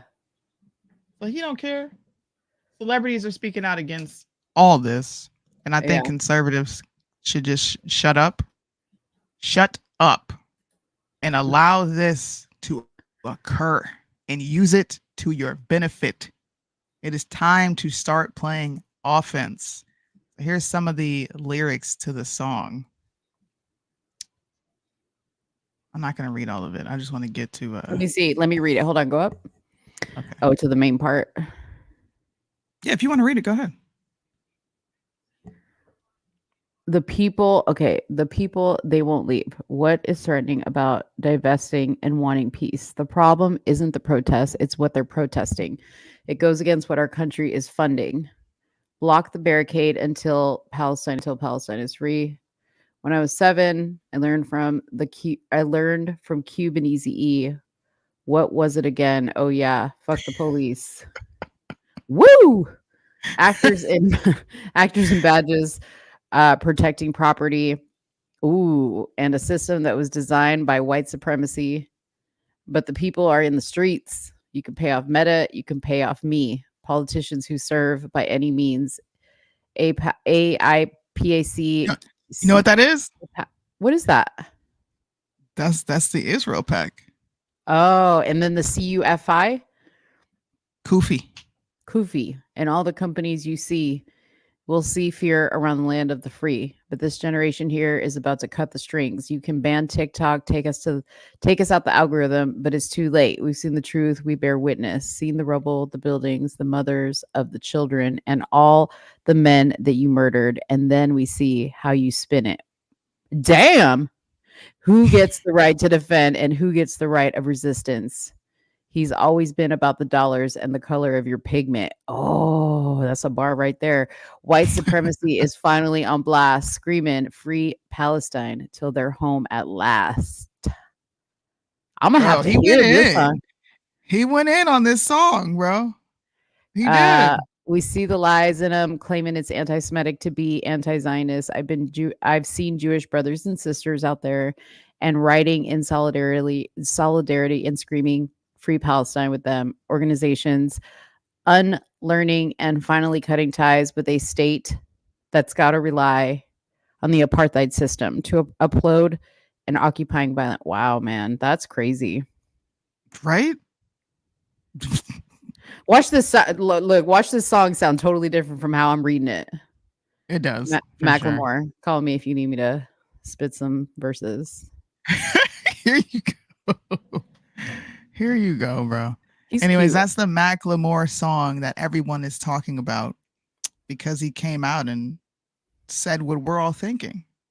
He said what we're all thinking. But this is the last point I'm going to make, just so you guys can understand where I'm coming from and why I've been such a skeptic in this entire event. Netanyahu has been a tyrant in his own country, and the people of Israel were protesting against him because he wanted to extend a bunch of power to the Supreme Court. And they were against it. So all this, the chatter of, how do I want to word it? All the chatter of the Israelis are in support of what Netanyahu's doing. They don't want a ceasefire. They're okay if we get rid of almost every Palestinian, because that's exactly what they're doing. I don't care what you say. I think we're surpassing 30K at this point, as far as the death toll goes. Mm-hmm. But in 2022, hundreds of these people were marching against his judicial overhaul. And this was what I was talking about when I said he wanted to give a bunch of power to the Supreme Court. Just think of imagine if our country was presenting a judicial overhaul and all of us were coming out against our government, kind of like January 6th. And then we turn around and get into a war and they spin it like we're all in support of what our president is doing, but we're actually not. And then they use women and children being used as human shields to justify their actions. And let's just completely ignore that this guy, this prime minister, is overstepping his bounds in this country. It's crazy, man. Mic drop. That was a good segment. I love that stuff, bro. That's my jam. I could talk about that all day. That's cool. No, it was a good segment and a lot of good information. And definitely y'all go do your research. Don't just take what we're putting here out as fact. Fact check me.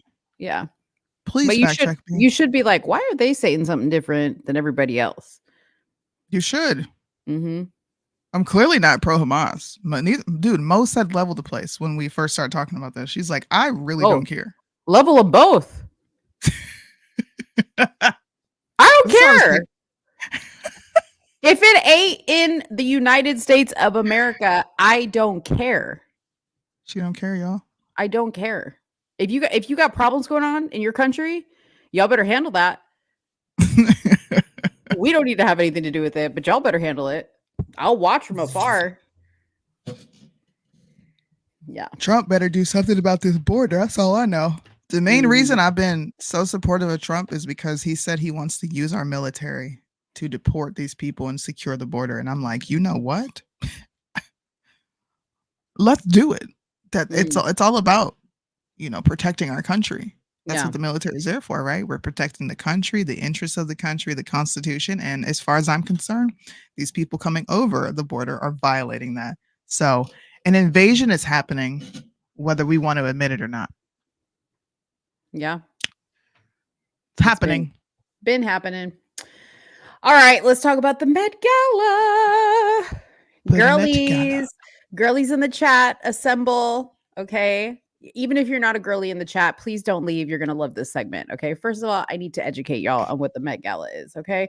So you really did. I don't know. Yeah. So the Met Gala, the Met stands for the Metropolitan Museum Costume Institute. Okay. The key word there being costume. It is a costume museum. They have like costumes from all around, from different events in history and blah, blah, blah, blah, blah. Okay. I have to use the bathroom. I'll be right back. Okay. So the whole point of holding the Met Gala is to raise money for the museum because it costs a lot of money to maintain these exhibits that they have there. Now, this is very interesting. You have to be invited to the Met, and a ticket cost $75,000 per person. Okay. It is in the fashion world known as the hottest social event of the season. And that doesn't mean that anybody can buy a ticket just because it's going to charity. The guest list, which it's been going on since 1995, has been basically curated and reviewed and edited. It's every year it's looked at and again, carefully curated by Anna Wintour, who is the editor of Vogue magazine, and her team. Okay. So they invite about 600 people each year to this event.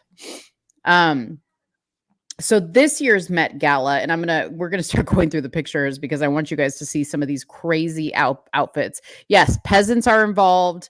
No, this isn't gay. No, this isn't a hot mess. This is pure entertainment. I would love to hear your guys' opinions on this stuff. Okay. Joey says the Met Gala is a bunch of rich people wearing rich clothes at rich people events. Yeah. And it's amazing what some of these clothes, when you see them, that it takes a lot to make some of these things because they're very interesting. I'm going to show you some very interesting outfits. Okay. But every year there is a theme to the Met Gala, and then the attendees are required to come dressed in that theme. Okay. So this is up to you guys to determine on whether they hit the mark of the theme or if you even understood what they were doing with the outfit. Okay. So this year's theme or exhibit was called Sleeping Beauty's Reawakening Fashion, and examines how technology can breathe new life into garments that are too old and too fragile to be worn again. So a lot of the people that we're going to look at here wore outfits that were made and have never been on a human body before. So this is the first time they've actually put it on a human body. Some of the outfits are extremely fragile, meaning you'll see some of the people having to be carried upstairs. And typically at the Met, you wear the outfit that you see from the start to the top of the stairs, and then they go change because they can't sit in those outfits. They can't do anything in those outfits. They're basically loaned pieces of art. And some of the outfits are one-time use only because they're not made of traditional fabric. Okay. So if you are somebody that appreciates art like me, and also the craftsmanship that goes into some of the clothing and things that are couture, meaning one of a kind, this is why I find this interesting. I swear to you, I'm not very shallow in that sense. Okay. But we're going to look at some of the outfits that I thought were kind of hilarious and what the internet was saying about them because yeah. Okay. So let's start with Kimberly Kardashian. Okay. Last year, she came in Marilyn Monroe's dress that she wore to sing Happy Birthday to Kennedy. It was a very famous, dress. And Kim actually had to go through like crazy things to fit into that dress to even be allowed to wear it. She had to borrow it from Ripley's, believe it or not. She lost a ton of weight to fit into the dress. They were not going to alter the dress in any way. The dress actually couldn't close up in the back, so she wore a fur around the back to hide the fact that like there was this much space left open around her butt, obviously. So this year people were kind of like, what the hell is this? Okay. She wore this dress. First of all, her waist is like super, super tiny. She looks like she can't breathe, but she's wearing this sweater that looks like she went to TJ Maxx, okay, like on the way to the Met, and she grabbed this sweater because everybody was like, what the hell is this? And then like the whole internet was like, well, maybe she had like a fashion emergency and she ripped the back of the outfit with her dress and she had to put this sweater on. My theory was the dress was so tight on her to give this illusion of a small waist that she does have back fat, right? All her titty fat and back fat. So she was like this child, like a can of busted biscuits. All the shit was coming up at the top and she had to put that on to look good, in that outfit. Okay. But she says, and I'll play the video later, but she says that, she was giving the illusion that she had this wild night in the forest. Okay. So this is how she interpreted the whole forest Sleeping Beauty theme of this Met Gala. She had this wild night in the forest with God knows who. Okay. And then she just grabbed the guy's sweater to run home. That's what her interpretation was. So understand that they each have this thing that they have to interpret the thing. Here's Jennifer Lopez. I mean, I don't have anything to say about this dress one way or another. It's actually made out of 4 different, they call it angel wings, and they were like pieced together to make this dress. I think she just looks very Jennifer Lopez-ish, which is fine, whatever. Here's Keke Palmer. I don't know what this has to do with the forest. Okay, she looks to be kind of like maybe it's like a take on a suit of armor. I don't know, but it's like all torn. She's got like a toilet paper roll in her hair to make this ponytail go up. How Keke Palmer got an invite to the Met Gala?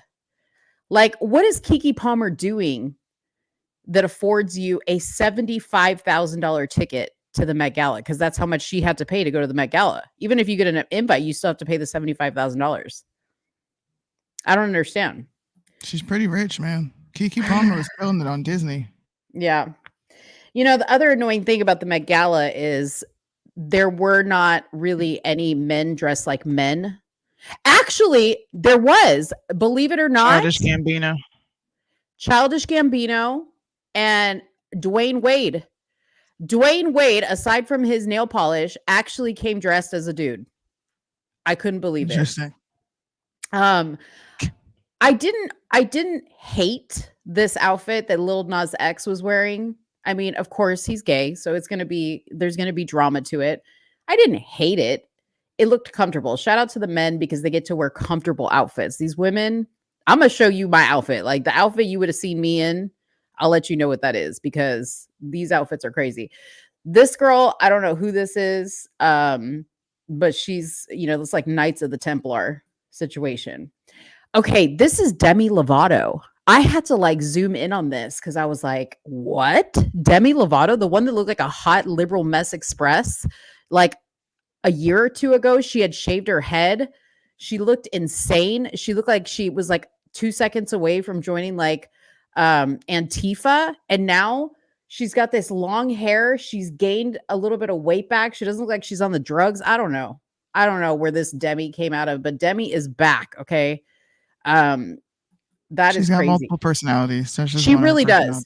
She really does. She is mentally ill. Okay. This dress, I was a little bit obsessed with, not just the dress, but I was obsessed with her look.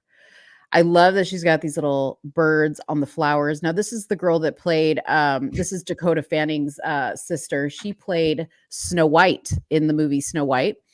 She was also in the movie Maleficent. But Jacqueline, exactly. See, Jacqueline knows me. That would have been my outfit only because it looks comfortable. Okay. But what I'm obsessed with this dress is number one, it looks like saran wrap. Okay. Doesn't look like a comfortable dress, but I'm obsessed with the glass skin look of this outfit. I love that she has this very like pale skin and it looks like glass and her makeup is very minimal. She looks very natural to me. But this dress is like all sorts of drama. Okay. So that's cool. Okay. So the other one that I thought that looked really good was Shakira. Shakira looked really beautiful and simple in her dress. Nothing to say here. Here's Queen Latifah. Queen Latifah. Let me just say this. Okay. Black women in Hollywood, please stop letting these people do you like this. Okay. I don't know what's going on. But when you see a lot of Black women in Hollywood, unless they're like of a Angela Bassett type stature, okay? They just I'm like, do they even give y'all like first pick on the rack or what?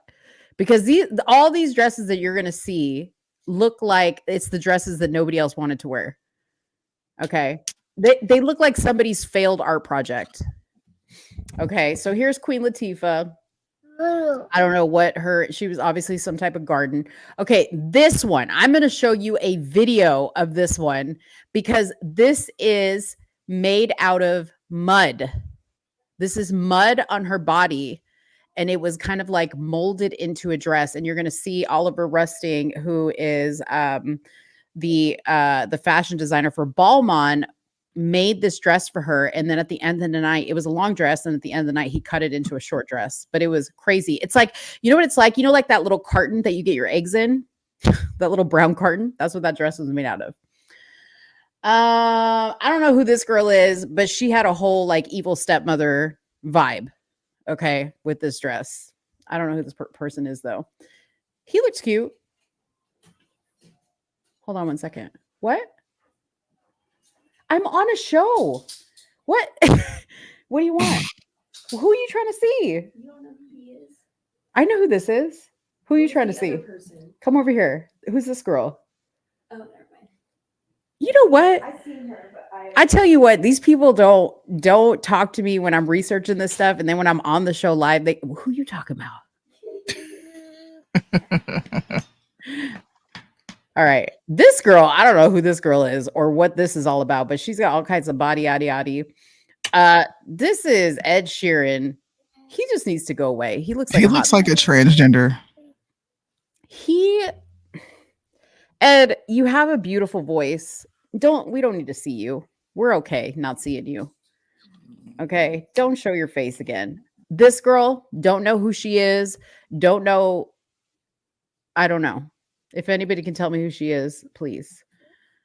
Don't know who she is, but she looks like the one that was in the video where they were asking, would you choose a bear or a man? She looked like the first one that they interviewed. I don't know who that is. I don't know who this is. I'm going to show you my all-time favorite Met Gala look in a second of all the years. Oh, Lord, I see Lizzo. Okay. I loved this dress. But then at the same time, I was uncomfortable with it. It reminds me of like a vagina because of like the shape of this thing right here. like if a woman laid there with her legs open and they were like, okay, let's make a dress out of your vagina. But I love the silhouette out of this dress. And this is Demi Moore. She looks really gorgeous. This is Janelle Monáe. Janelle Monáe. Sorry, Janelle. I didn't have anything to say about this dress. It was, I don't know. I don't know who these people are. Okay, Kerry Washington. I loved the dress. Did I love it on Kerry Washington? Absolutely not.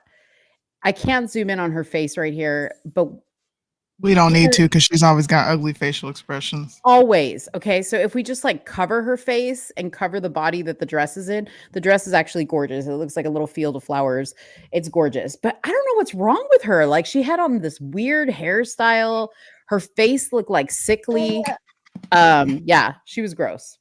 Again, if somebody can tell me who this person is, please. Okay, so here's Mo's dress. This is a gown. This is Doja Cat that is completely sopping wet. She's basically wearing a t-shirt. So this is a t-shirt dress. Now, I wouldn't be with my titties hanging out. Okay. I would have had something underneath all this, but put me in a wet dress. Okay. I can deal with the wet dress as long as I can eat a meal. Okay. My belly can expand after I, shovel down some food and I can be comfortable. Okay. But she had this whole wet look. Her mascara was ran, the t-shirt, the back of the dress, the way that they wet it was very like accentuating to her back and her backside and all this other stuff. So that was quite interesting. And I think I might have another angle of that. So a lot of the ladies arrive with these teams of guys. This woman has a purse that is an ice cube to represent global warming. This is Camila Cabello. So she wanted to represent, well, duh, bitch. Of course, the freaking block of ice you have in your hot hand underneath tons of lights is going to melt. That doesn't say anything about global warming. Okay. But these are some of the things that these celebrities do to come to these events to make messages. So here she is. Her purse is melting. She can hold it for 2 seconds. So she hands it off to the guy that's helping her because they all have like a team of people. All right, guys. Here is Lizzo doing her cosplay as a tree. Let's just observe this for a second. Okay. She looks like the heart woman off of the Queen, off of Alice in Wonderland. Oh, yeah, you're right. Somebody said a human-sized stool. She looks like a used coffee filter. That's funny. Yeah. Okay, and here's what I'm going to say about my big girls, white or black. We don't all get to do the Met Gala in these types of dresses, okay? Fashion couture is not made for bodies with curves like this or even curves like mine, okay? So big girls, we need to sit it out, okay? We need to sit it out and, just not it's just not made for us because we just look clownish. Look at this. This looks like a freaking joke. This is a freaking joke. She looks dumb. She has to walk and look like an idiot. Okay, so here's Doja Cat later on after the night in her t-shirt dress. Well, she decides to wear a t-shirt and she's shopping for jewelry in a bed sheet with her boyfriend. Okay, so I'm just showing you the shenanigans that are going on. Here's another variation of her look. She came in a towel with a towel on her body, a towel on her hair. That was her first look. Many of them did other looks. See, this is where it gets out of control because this is not fashion to me. This is every girl every day with her mascara running. Well, those of us that wear mascara, you didn't wash your face all the way. It's running down your face, the towel, blah, blah, blah, blah, blah. Okay, this is not fashion. Okay, why is Gayle King invited to the Met Gala? Here is how she's going to practice walking up the stairs at the Met Gala. Gayle, you're another one with the big girls that needs to stay home. Nobody asked for Gayle King at the Met Gala. This is only because when Oprah's your friend, you get it. Look at her. Look at her walking. She's a mess, okay? I'm trying to move quickly. Okay, AI technology struck at the Met. So Katy Perry didn't even make it to the Met. She was working, announced that on her website, and an AI image was created of her on the red carpet and was floating around. What? So, yeah. Even her mom fell for it. Her mom was like, "Oh my gosh, you went to the Met? What a gorgeous gown." And she goes, "Mom, AI got you. Beware." Pickles. No. Yeah. That's crazy. That's crazy, right? Okay, so here's the girl in the mud dress. She had to be picked up because she could not move her legs to walk up the stairs. Okay, so the bottom of the dress is actually a fabric of sorts, but the top part is molded to her body completely out of mud. Yeah. This is definitely not my lane because I feel like every single thing you showed me is ugly. I know. and I'm gonna show you some that I really like. Naomi Campbell, Okay. she said, "Honey, I didn't come to be uncomfortable. I have done my years in modeling. I am wearing something cute, something appropriate with the theme of the flooring of this stairway that I have to go up and down, and then I am out of here. I'm gonna go home. I'm gonna, warm up a hot pocket and pour myself a Diet Coke and go to bed." Okay, Naomi Campbell, I love this dress. I love that you kept it simple. You were an extra. Okay. Cardi B. This was an interesting dress. This was made out of 3,000 yards of organza or something like that. Okay. She had to have all these guys turn her dress so that she could move. But yeah, this is Cardi B. It's a crazy, again, the craftsmanship that goes into something like this is insane. What I don't understand what it had to do with the theme. And I don't think I think Cardi could have done better. I'm not interested in that dress. Okay, here's my favorite person, Zendaya. She just took my breath away in both of the outfits she wore. I love this because it just looks beautiful. The flowers, I mean, the way she's posing in the dress, the drama of the dress, her makeup. I think Zendaya has the body and the look and everything to pull this off. There's wet t-shirt again. Now you can see the back. Okay. So it is very interesting how they wet it to make it look this way. But can you imagine just wearing a dripping wet dress? Can I ask a question? Sure. Why is she covering her titties if it's supposed to be wet? What was the purpose of wetting it if you're just going to cover? She uncovers them in a second. She doesn't keep them covered. This is some Korean stray kids. I don't know who these people are, but they all came dressed up looking like different versions of Michael Jackson's life. That's what I say. I don't know who these people are. Let me tell you just something real quick. Korean people scare the shit out of me. They look like dolls. They're very interesting. I don't, the Koreans, after the whole rooftop Koreans, we need to be weary of the Koreans. Okay. What? My neighbor's Korean, and I tell him all the time, I'm like, I don't know if I should really I gotta keep one eye on you, dude. I gotta keep one eye on you because I don't know about y'all Koreans. Hold on one second. Okay, Serena. I had so much to say about this. Does that look like aluminum foil? Can you believe that this is a Balenciaga design? Okay, my commentary on this was Balenciaga, you most certainly drew the shortest straw when it came to celebrities that you were going to dress, because I know damn well Balenciaga don't make no size 18 dress in foil. Okay, can you imagine the pattern that they had to use to make this dress? Serena, why? See, this is a thing. Okay, again, I get that you are sporty and you got big legs and you're a big woman. Dress for your body, okay? You look like the chocolate Pop-Tart, okay, in this outfit right before you take it out of the foil. That's what this looks like. This looks like the cheapest thing on the planet. They even said, girl, we got to put black sleeves on your arms. We got to put black on your legs because it's just too much. It's too much. And Serena, you're great at tennis. I respect you as an athlete. Fashion, I don't need to see you in. You're not built for it, okay? You're just not built for it.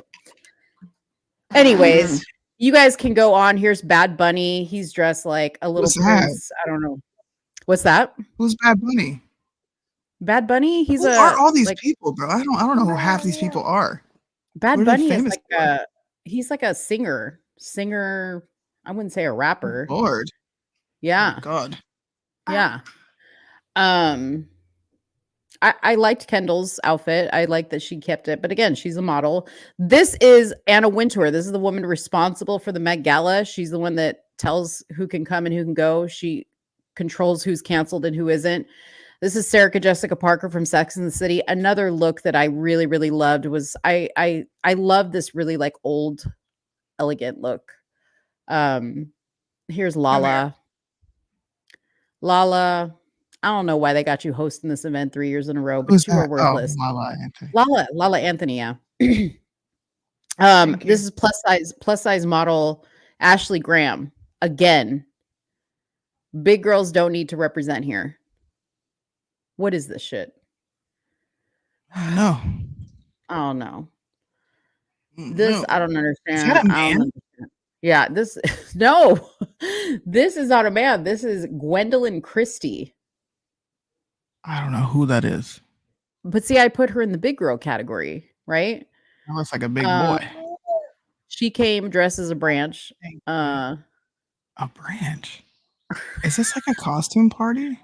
Yeah, it is a costume party. So that's the thing. Is like when people are talking about this, they have to understand this really is a costume party.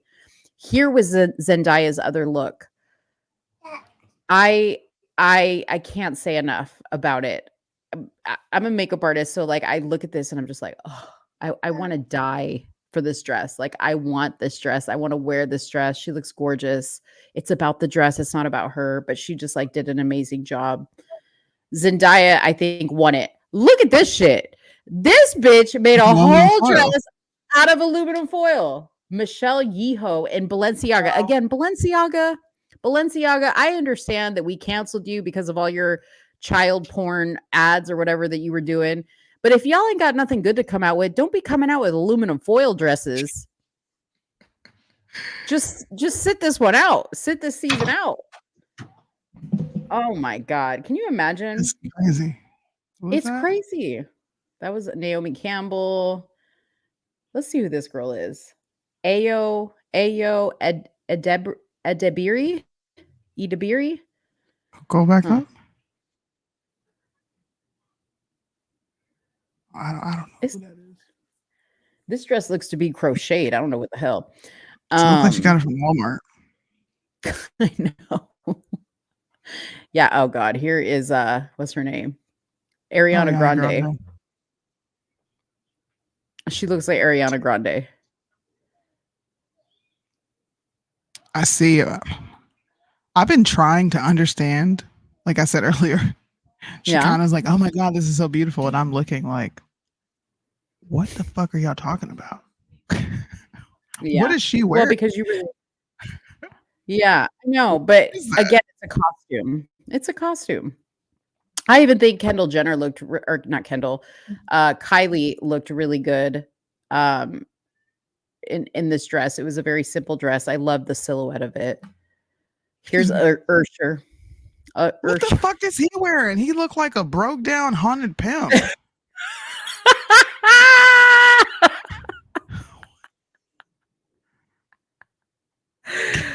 Oh God, I'm dying. He's an Alexander McQueen, and I love Alexander McQueen. And I don't know what the hell this is. Alexander McQueen is actually dead, but obviously the fashion house still designs Alexander McQueen.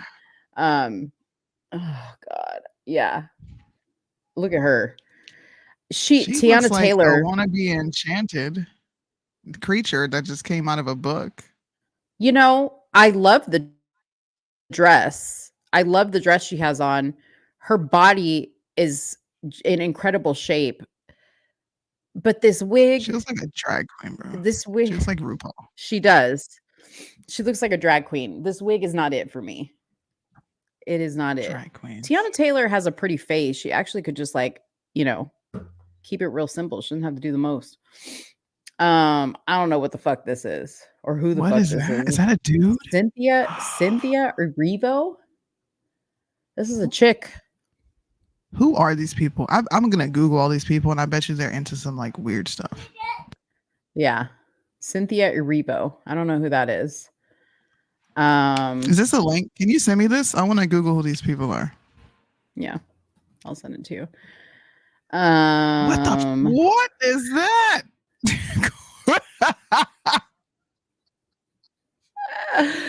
Okay, here is what's his name? He looks like Odell Beckham. Black mariachi man. That's what he look like. Right. And my thing is like you have all this athletic, body, and this is what you do. You put him in some mess like this. Come on now. Look at the pants are short, the arms on the legs are short, the jacket's short. Come on, man. We're going to move on to the Tom Brady roast in a second, but I did want to show you my most favorite. I'm going to show you my most favorite Met Gala. This was Blake Lively, at the Met Gala, and some of you guys may know, I think this was 2023. But she had a dress that unraveled into a completely different dress. And some of you guys may have seen it. I'm trying to find the actual video of her doing that. It was so cool. Hold on. I don't need to play the sound. But this was by far my most favorite Met Gala dress. I hope they show them unraveling it because that's Sadly, Blake presents at the Met Gala that's the part I want to see. tomorrow. So let's take a look at her. How come I can't mute this shit? Oh. Okay. Did they show what this dress? This was the actual like unraveled dress.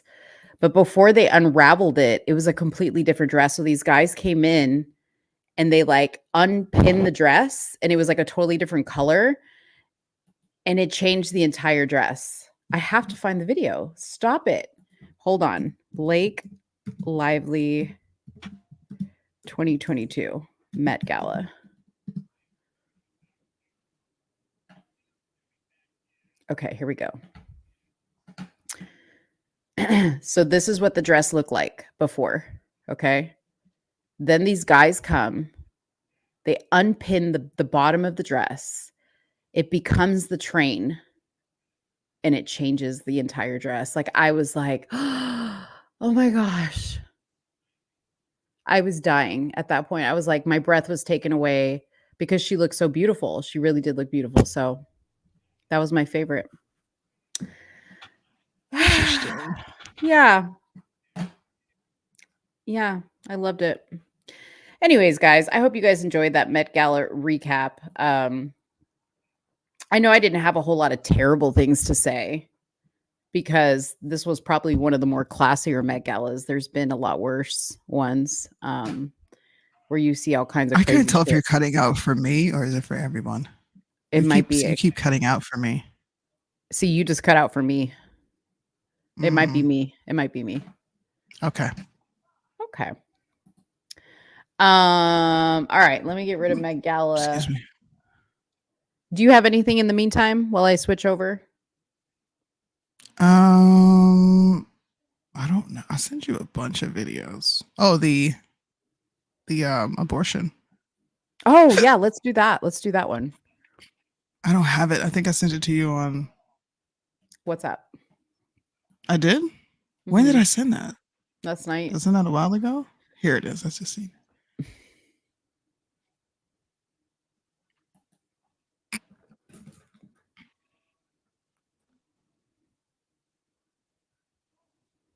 I don't want to play all of it.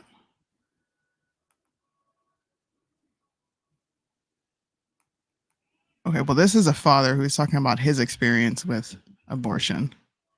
And I thought that this was really interesting because we never get to hear this perspective from men. We always hear from women and how they're affected by being forced to have what they call parasites now. This was sad. Yeah. As my friend said, we drove quite a little bit to be here today. Before I get into my question, I just wanted to say my daughter's name is Clementine.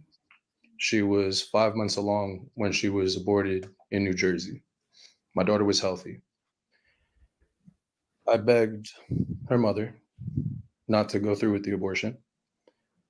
For 5 months, we went back and forth. I don't hate my ex. I love her. I'm working on forgiving her. She was confused. She was uncertain, and she had doubts. Mike Tyson has doubts before he gets into a ring. This was an option, and she took that option, and she regrets it now. Why do you think, and this is just a thought that just came into my head, why do you think that people dehumanize my Clementine? Why wasn't she human enough for people to help me mourn? Why wasn't she human enough for people to talk about? My mother was given birth to prematurely at 5 months. My daughter was 5 months. I didn't get to say goodbye to my daughter. I didn't know about the abortion until after it happened. I begged her not to do the appointment. She told me that she canceled it. My daughter was 5 months and she was ripped apart. My daughter doesn't get a funeral. My daughter doesn't get respect. As my friend asked, yeah, medical testing on a healthy baby. Why? My girlfriend didn't pay for the abortion. The clinic did.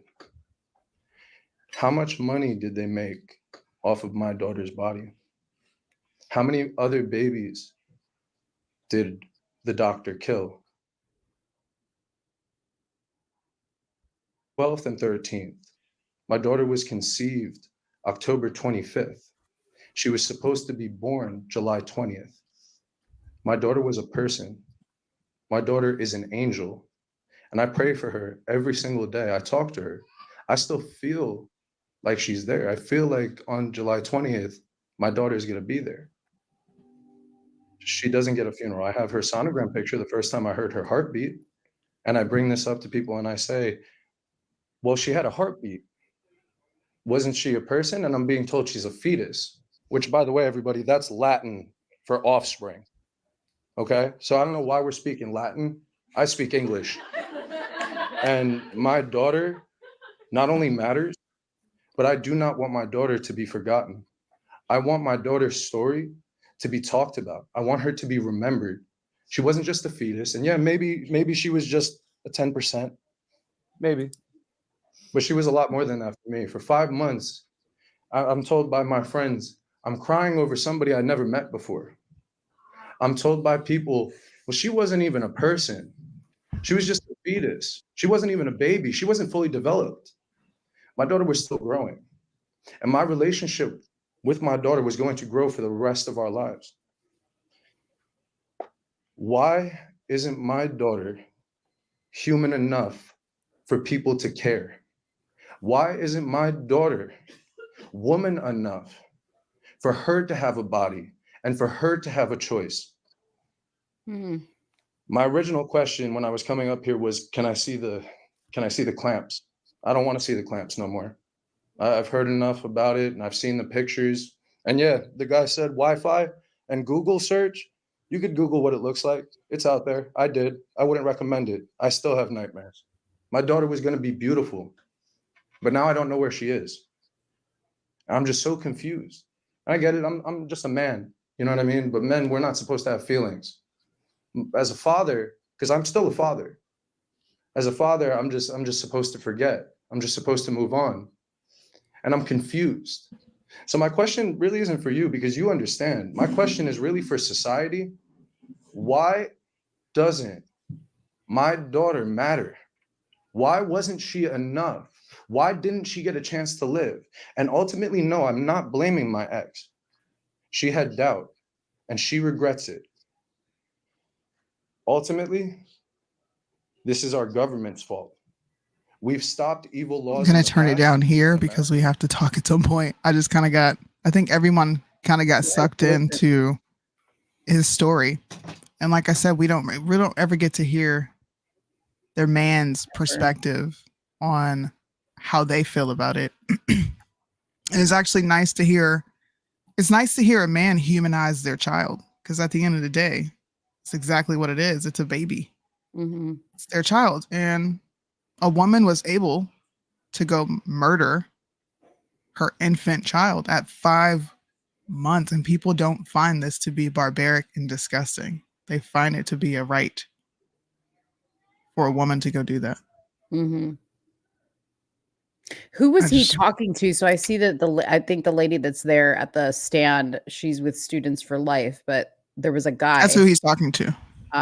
Somebody on the side of him. And that guy's probably part of the abortion, the clinic, whatever it is. Man,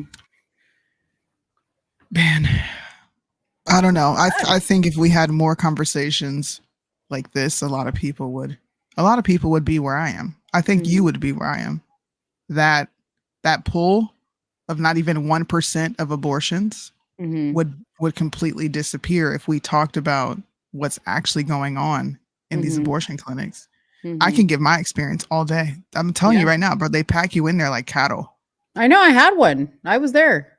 I've been in this situation. I've had show you your baby's heartbeat. They show you your child before you go and kill it. And I don't know about you, but while they're doing it, you see the ultrasound. Yes, they show you. Yeah. Yep. Yeah. Yeah. Absolutely. I'm gonna post that video because I think more people should see that. And I think that would really change people's perspectives on, well, I don't want to tell a woman what to do with her body. We want to tell other people what not to do with other people's bodies. Mhm. Okay? It's not Mhm. her body. Yeah. It's not her body. It She's was 5 housing a months into minor. pregnancy. Yeah. It was Yeah. 5 months into pregnancy, mad cow. But I think the 5 point months. is that he said, "I considered this child already my daughter, a life, a person who had a choice." And he's like, "I wonder where she is. I think about her all the time." Right? Can you imagine I that? I can't imagine it because, now that I have children, I often think of the times like, "Oh my god, like what would have that baby looked like or been like or how old they would have been?" I think about it all the time. So, Man. yeah. Just him saying though, like he doesn't know where she is because there's no body. There's nothing for him to mourn. It's Mhm. just the idea of you were pregnant and you're no longer pregnant. And then they're taking these babies and Mhm. using them for stem cell research Mhm. to help someone else's baby. It's a fucked up cycle, man. It really Yeah. is. Abortion should be banned in this country. It should. Mhm. States, I get it. They have rights. But murder is regulated at a federal level. Okay? Murder.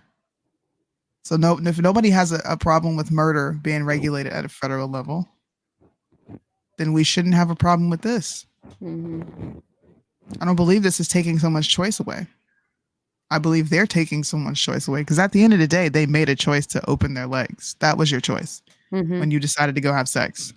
You made the choice to do that. You doing this is just, it's murder.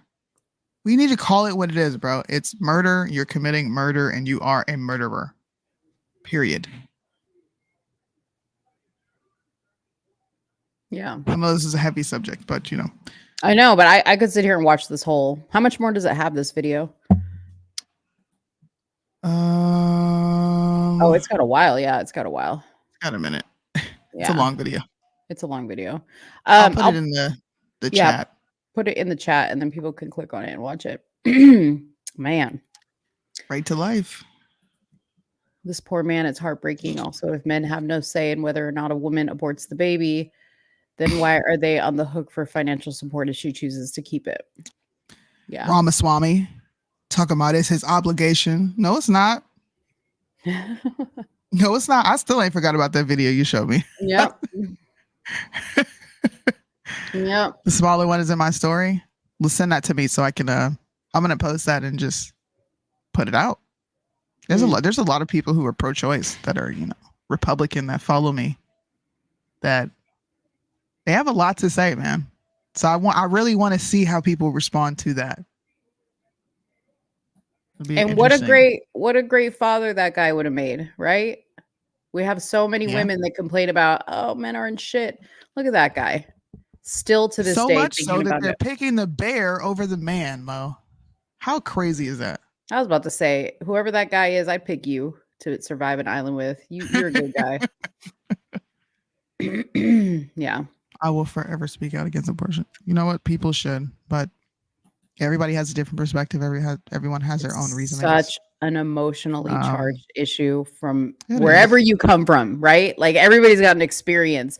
I knew somebody. I went through it my own. Even me, I've been through one. I have my opinion about it, right? Different from Soonies. It's crazy. Thank you. Thank you, Jacqueline. I love how a lot of liberals say capital punishment is inhumane, but killing a innocent baby is not. They don't have any logic on their side. They're just using what Mo just said.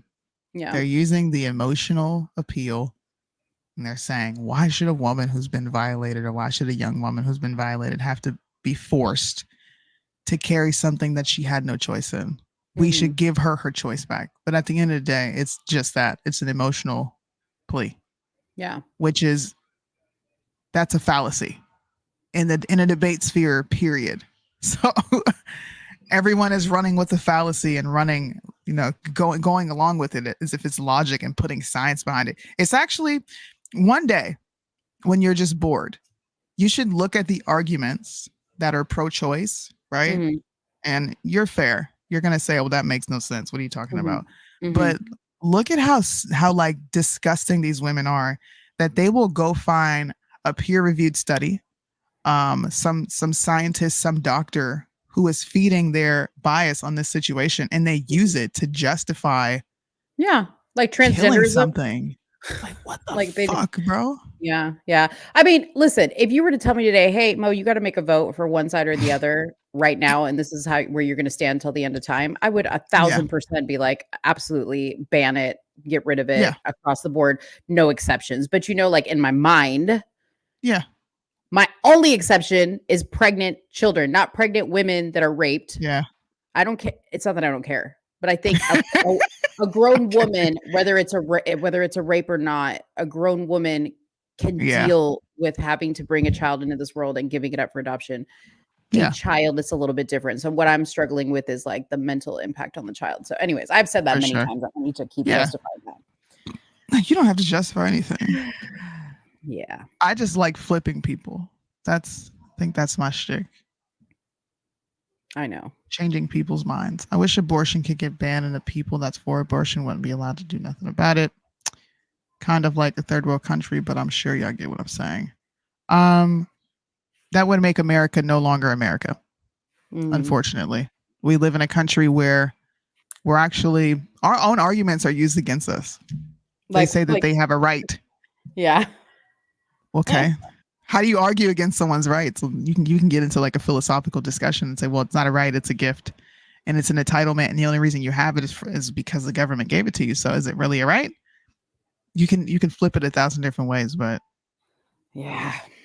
it's just one of those things where kind of just gotta deal with the evil Yeah. that's on planet Earth. It's not going anywhere. Not until Jesus comes back.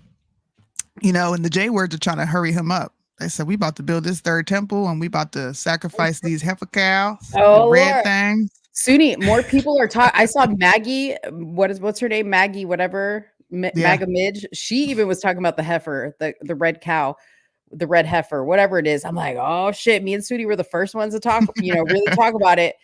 Yeah. I'm still obsessed with that the red heifer. Facts. He Yeah. said hi, Trekkies. What? Is it because I've been watching Star Trek a lot? Dude, I love Star Trek. I watch Star Dude. Trek every day, Mo.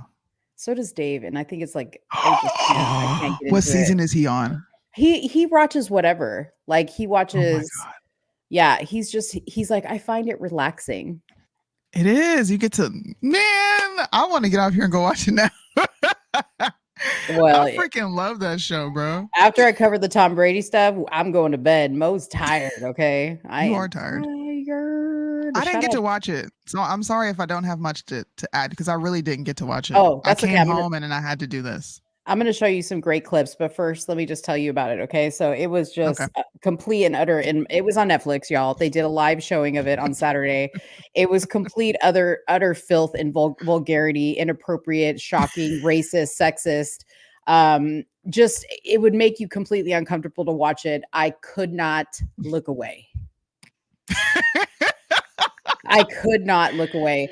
First of all, other than the fact that I think Tom Brady is a good-looking guy, I've always been like, what is the obsession with Tom Brady? I still even don't understand the obsession that not just like people in general have with Tom Brady, but like dudes. Dudes have this like weird thing with Tom Brady. And I don't really care about sports or anything like that. So, anyways, the special was on Netflix. It was hosted by Kevin Hart. He came out wild. Okay. He didn't hold anything back. He pulverized people. Okay. He wasn't nice. He didn't lead up to anything. I mean, when this show starts, it starts. Okay. Kevin Hart clobbered Tom Brady. Joking about why the roast was being held at the Forum in LA and not the nearby crypto.com arena. I don't know what that means. There's a lot of jokes about Tom Brady, him being gay, that I personally didn't know because I didn't know that there was a thing about Tom Brady being gay. They even went after the coach of the Patriots, whatever the fuck his name is. They went after him because he was caught coming out of some young girl's house. Okay, they joked about that. It said, we didn't want to remind Tom's fans of how much money he owes them. He said, this is from Hart. He fucked those people. What followed was over 3 hours of unrelenting and close range fire aimed at the 7-time Super Bowl winner and anyone in his universe. There were white jokes, black jokes, gay jokes, Jewish jokes, jabs about CTE, eating disorders, and Brady's former Patriot teammate, Aaron Hernandez, who killed himself, if you guys remember. Everyone and everything was on the menu, including Tom Brady's failed marriage to Gisele Bündchen. His rumored hair transplant was talked about.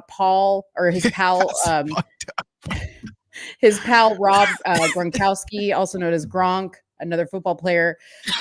They took jabs at his IQ. Bill Belichick, that's who they talked about, the fact that he's unemployed.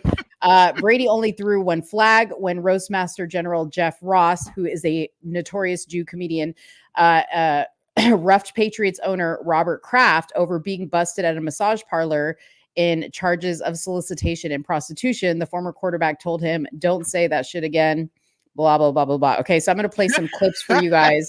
Kim Kardashian was there. She got booed. She got roasted. That seems to be the clip that's like making it everywhere. Why, I don't know, because that was not even the half of it. Okay, what they said about Kim Kardashian is what you actually need to pay attention to, the jokes that they made about her. And I'm going to play those things for you in a second. But this is comedian Andrew Schultz. He did here's a little clip from his little monologue from the event. I'm gonna play a few of these clips for you guys because I really want to push you to go watch this because it is crazy. Here we go. Why is it not playing, sir? Press play. Oh, it's not playing. What the heck? You might have to refresh it. Andrew Schultz. Tom, I didn't build. Okay, so that's one. We're gonna lead up to this, people. We're gonna lead up to this. Okay, hold on.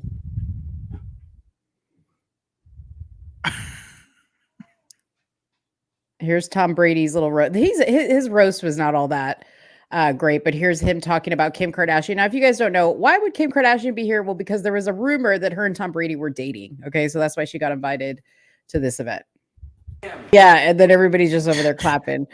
Okay, so there's another one. Okay, let's keep going. Let's keep going. These are gonna get better. Here's Kevin Hart. All right, let's get to another one. Hold on, y'all. Hold on. We're not done yet. These are gonna get better. Okay. Okay, one more and then two more because I want to show you actually this might be the last one. Is afraid of the giant. One. That guy's was the best one. That was personal. And that was actually said, close your legs. Yeah, that was actually like a compilation because it went on a lot more in depth than that. But man, like he went after George Floyd. I mean, a dude that hung himself. Like, are they going to label him racist? When are the racist comments going to come? Oh, and I didn't even show because I can't. Everything they said about the Jews and Palestine and all this other stuff. Yes. Why are you spitting? Crazy. That's crazy. What is this? Robin Harris? Like Robin Harris from the Today Show? R.I.P. Robin Harris. Did she die? I know she had like cancer or some shit. That's right. She did have cancer. Let me see. Let me look on the Twitter. R.I.P. Robin Harris. Robin Harris. I don't know. I don't see anything about Robin Harris. He's talking about the comedian. Oh, okay. There's another one. Okay, I didn't know that. Okay. Smack wanna. He did Bebe's Kids. Oh. Dang, why did I think he was dead already? I thought he was dead already. He's been dead since 1990. I don't know why. He probably said that because they're on there roasting. Kevin, he's a hell of a roaster. Your personality sometimes just kills me. Anyways, go watch the roast of Tom Brady. Go watch the and yes, you will see Kim Kardashian getting booed. Who freaking cares? I wonder why they all booed her. That's fucked up. I would feel shitty about myself if people booed me on a stage. Well, she was hella awkward. Like she was just kind of like, can you guys do something? Like, yeah, calm down. All right, guys. I saw her, and then I did not cut it off there because I was like, oh, you can't handle it, huh? Right. Huh. Exactly. Let's see how it is. Oh, anyways, I think we got to all our topics. Yeah, we did. First time in a long time. It was kind of a slow news week this week. You know, we did what we could. It was actually a fun show. I think this show is more politically, more political than normal because I had some international stuff to talk about. By the way, go watch that segment back. It's actually a fire segment. Which one? Oh, the one that we just did on that. Yeah, that was a good segment. Yeah. What did y'all, since we were talking about the other pastor, and this won't take too long because I really got to get to sleep, man. The pastor that shushed the black lady? No, well, that one too. That was funny. There's a lot of pastor videos, but this dude came up on the pastor here. He came up with him, man arrested after pulling out a gun during a sermon at and the pastor forgave him. Look at this dude. Who is that? Is that what's his name? What's our friend? Oh God, what's his name? He's a pastor too. What, Brian? Yeah, Brian Hawkins. Look at him in the back. No, you didn't bring up Brian. Cut the mic. Sound. Listen, this the dude. Sound ministry sucks. This dude's like, someone call the police. He's walking around with his phone in his hand, like, why don't you call the police, bro? Somebody call the ambulance. That's a gun he's holding. Yeah, he took the guy down. See? Somebody call the ambulance. Look at he hopped over bro. He said, I'm about to kill you. Shout out to that dude. And look at Pastor Brian moving all slow and shit. He said, wait, let me take forever to get up here just in case one of y'all get shot. He's the organ player, TD Jakes. You were enemies to God. You were in a whole different kingdom than God. And God had chose. Can I just say this? Sometimes I think you think maybe this church needed a little extra in the basket that, I do, because how did they not notice him walking up the aisle? Right. So do you think that this was like a stage thing? I mean, I grew up in a Baptist church. Yeah. Nobody walked up the aisle because we had security in our church. And if you did walk up the aisle, they politely escorted you back to your seat. I've seen several people do this. Oh, no, she didn't start twerking in front of this damn casket. I saw this. This raggedy bitch. Okay, this is shit. This is our episode of This Only Happens in Black Culture. Okay, because I know Soonie is always like, not all Black people do this. Not all. This is some things. Okay, there are some things that are unique to Black culture. You ain't never gonna go to a white funeral. It don't matter how honky it is, how low budget, how the income, whatever. You ain't never some shit like this unless it's a bunch of Black folks. Let's watch. You're right. You're right.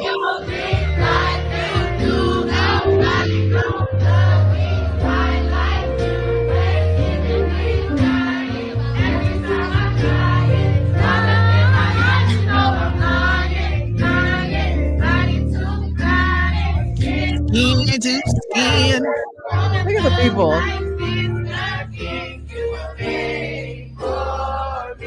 What is that? You.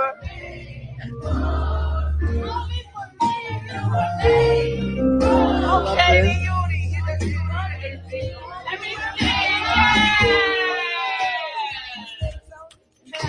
you walking around this room, girl.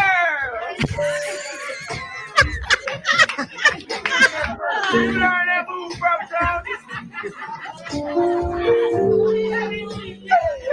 Oh, that's so hot. Hey,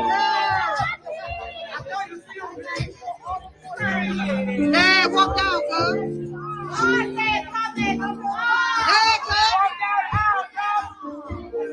You know she drank before this funeral. She did. I mean, you're right. This would only happen at a black funeral. It's funny that you say that because I forgot who we was talking to. And I was like, this would only happen at some black funeral, because listen, there's going to be, these three things are going to happen at a black funeral. Yeah. Okay. Yeah. Somebody is fighting.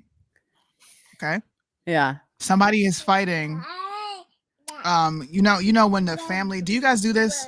The family waits outside of the church while everybody else comes into the church and we view the body before everyone else. Do you guys do that? Okay. So at my grandma's funeral, there was a fight, right? There was a fight before everything. Probably a couple days before there was a fight. That fight got dragged to the funeral. The people who we were fighting with, and I say we because I was involved too, they came and was like, we family too. Grant said I could be here. I'm walking in with y'all. And then the other family's like, you not family, you not walking in. What's going on? People fighting. Right. Then when you get into the service. First of all, why are you fighting to see a dead body? We family too. That's my kinfolk.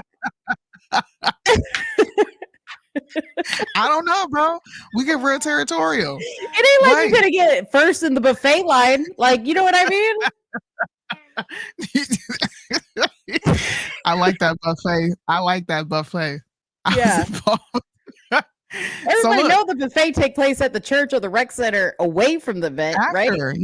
After the funeral, you come back from the burial. But when you get in, somebody is going to get up and fall out. Yeah. Yeah. Okay. Yeah. And then when they allow the family to go up and speak, somebody who ain't been around for a very long time, but just wants that attention is going to get on the stage. And then you're going to hear somebody say, she ain't fuck with you no way. I don't know why you up there crying. Dude, we got to do a whole segment just on funny shit that happens at black funerals. That's what's going to happen. And if it doesn't happen, then they were civilized black folks. But right. But I come from a very uncivilized trap. But see, remember when I said last week, there's just some things that you just got to love black folks for. And this is one of them. Because a funeral is a very sad thing, right? Yeah. But I will say, when I have gone to a black funeral, it has been a very joyous occasion. Yes, it is sad. Okay. But there's always bomb food. There's always entertainment. Oh, for sure. Always entertainment. Sure. Okay. There may not be no air conditioning in the church. I forgot about the wake. When you go to the wake is before the funeral. Right. Yeah. Do you mind if I tell my story? I know you want to get off, but this is funny. You're gonna laugh. Show this video too. So my grandmother died in 2013, and there was this lady who I saw her growing up, but if I would go to my grandma's building and she would be in the elevator with me, this lady, you talking to, huh? This lady would have no clue who I was. And we would be walking to the same door and she would look at me like, are you coming here? And I'll be like, what? In my head, my little 10-year-old, my young self. Yeah. Where are you going? What you mean am I going here? This is my grandma's house. This is the extent of how much I saw this lady. So she comes to the funeral and she was doing this here in the middle of the aisle.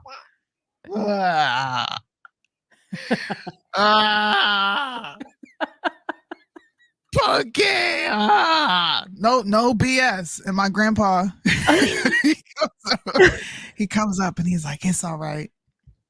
And my folks are just like, this heifer is sitting here faking. Don't know about who is Punky. Nobody called my grandma that. Her nickname was Sweetie. Yeah. So she gets on the stage and she said, this is no lie. She did this here. Imagine this is a note. She said, I just want to read a note, y'all, that I wrote. And it's for Punky. And she said, she couldn't leave until I got filled with the Holy Ghost. And the bitch started shouting. Leave, like as in she couldn't go. She couldn't transition. She said she wasn't going to go until I got the Holy Ghost. Oh, my Lord. My aunt said, get her off the stage. My aunt said, no, get her off the stage. And they went up there and escorted her off. I'm telling you, bro, it's a whole event. It is. At our funerals and weddings. Yeah. She was falling out. You remember? She didn't even read the letter. Dude, you want to see that? Listen, this is the difference, okay? This is how you know Michael Jackson came from a much more serious conservative family. Because go back and look at the Michael Jackson funeral and how you don't hear nobody in the background, even though half the room is black, right? You didn't hear no hooping and hollering in the background there. But at the Whitney funeral, oh Lord. Oh, they was cutting up. Oh, Whitney Houston funeral. That was a whole They different. was cutting up. They said, "Get Bobby up out of here." I can't be here. Yeah. Escorted him right up out of that church. That was a real nigga wedding. That was funeral. that was ghetto. It was so ghetto. It had all the makings of a hood funeral. As regal to me in my mind, because she's music royalty, Whitney Houston, and she's on the same level as Michael. The two funerals were night and day. She from the hood though. She from the streets of Newark, New Jersey. Yeah.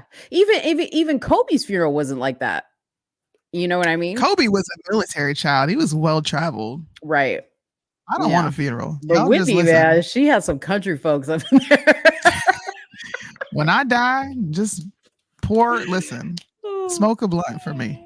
That's it. Don't come to my funeral looking at me in no box. I'm gonna go watch that. Is so funeral. morbid. I'm gonna go watch. What the fuck is wrong? No, because I love watching celebrity funerals. I really do.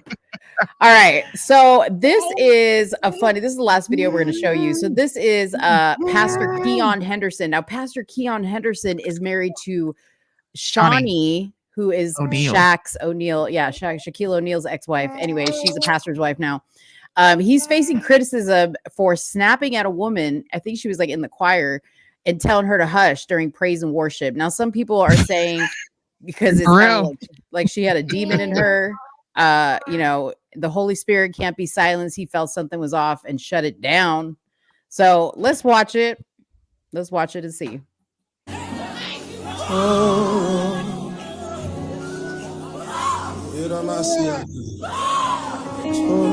Well, he's speaking in he cursing the congregation. The hell? What you expecting? Y'all hear her in the background. She's like, that's how it is at funerals, y'all. Listen, this is how they be at funerals. Yeah, listen in the background.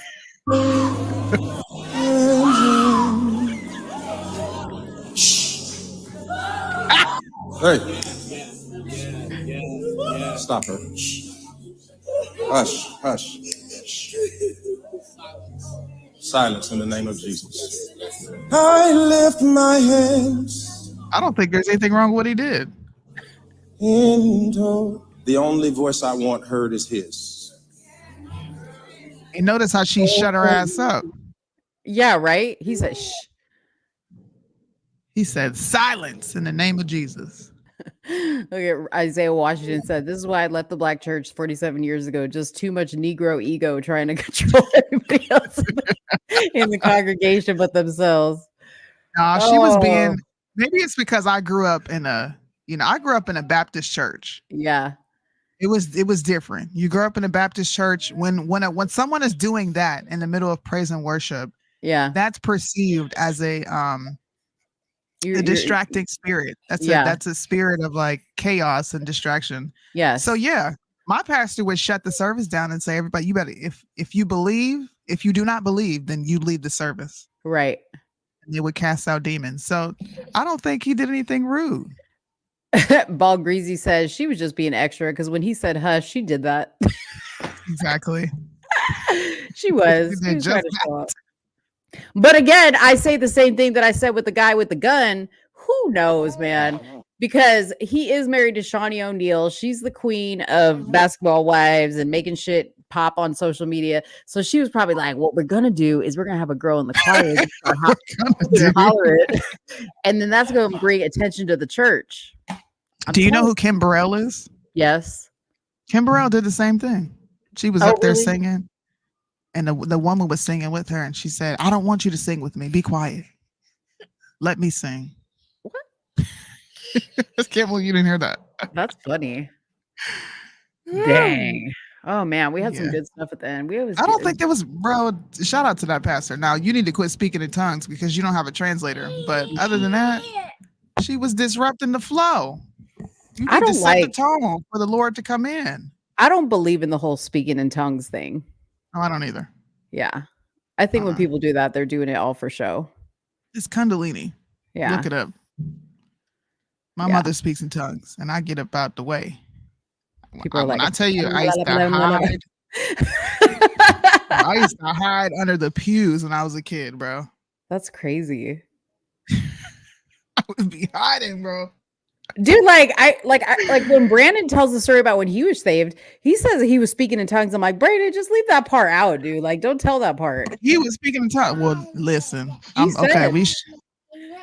May the Lord watch between me and thee while we're absent and apart. In Jesus' name, amen. Amen. I ain't even gonna say what I want to say. I'm gonna shut up.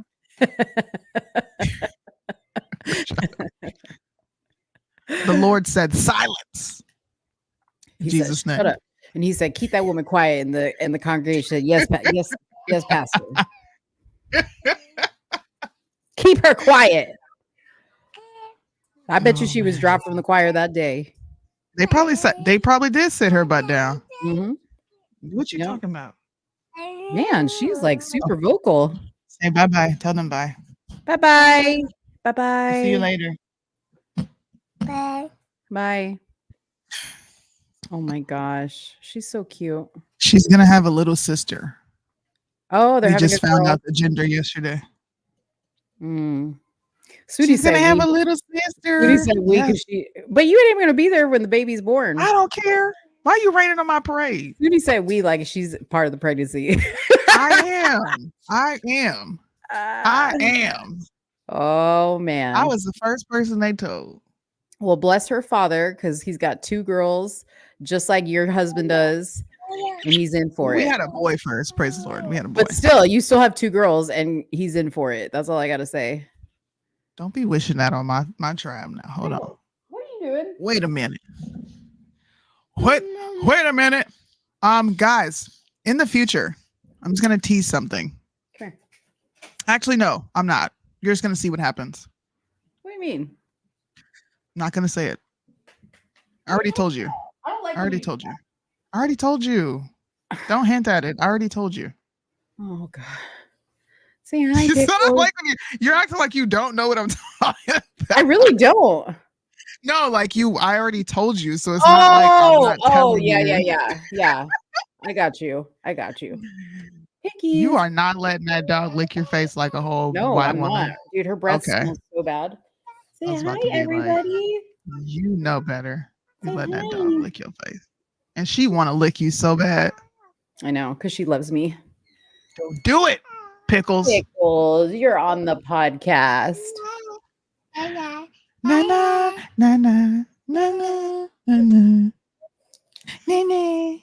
Look at this. You want to see a big back? Look at this. This is a big back. Big booty Judy. Hey.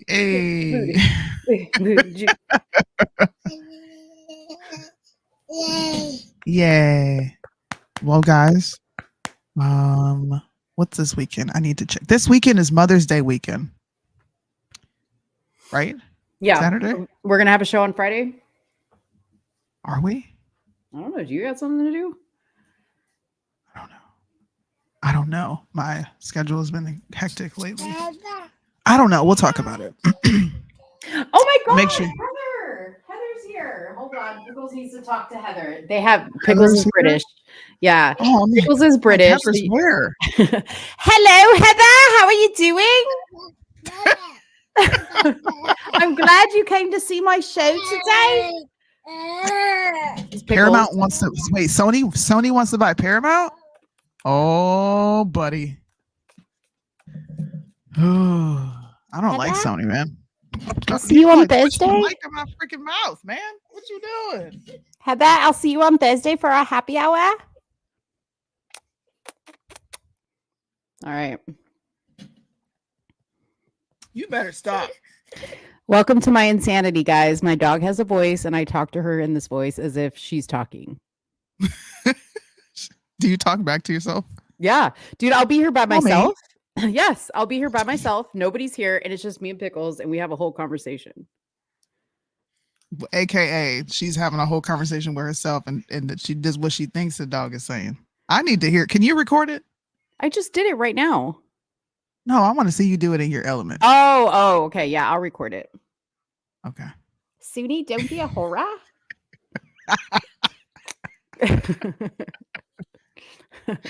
Actually, Oh, a fun fact about Pickles, she actually loves black men. She what? Yeah, she loves black guys. How do you know this? Does she have a reaction She to black men that she freaking doesn't have to told me. white men? Yeah, dude, she freaking told me. She Oh. told me. Okay. Okay. You took it to a place I didn't know he was gonna take it, but okay. She Yeah. told you. Mhm. What would I do without you, dude? I'm so crazy. Anyways, guys, make sure you guys tune in on Friday. Can you relax? Check out any lives that I do. I do have a backup page if you guys want to follow me. It's a Susu Reloaded. I go on there every now and then just to I can't go live until the 30th, but I get on there to get my thoughts out. So make sure you follow that page and look out for any lives. And if you are on Discord, okay, and you want a fun server to join for awesome debates, there's actually a debate going on in here right now. I'm not sure what they're debating, but the last time I checked, they were having a Christian debate about the Bible and God's character. So if you guys like those type of debates, you should check out Discord and go to the Limitless server. Boom. And I don't have any Discord servers to tell you You guys need about. to come to Discord. Absolutely not. Come on, Mo.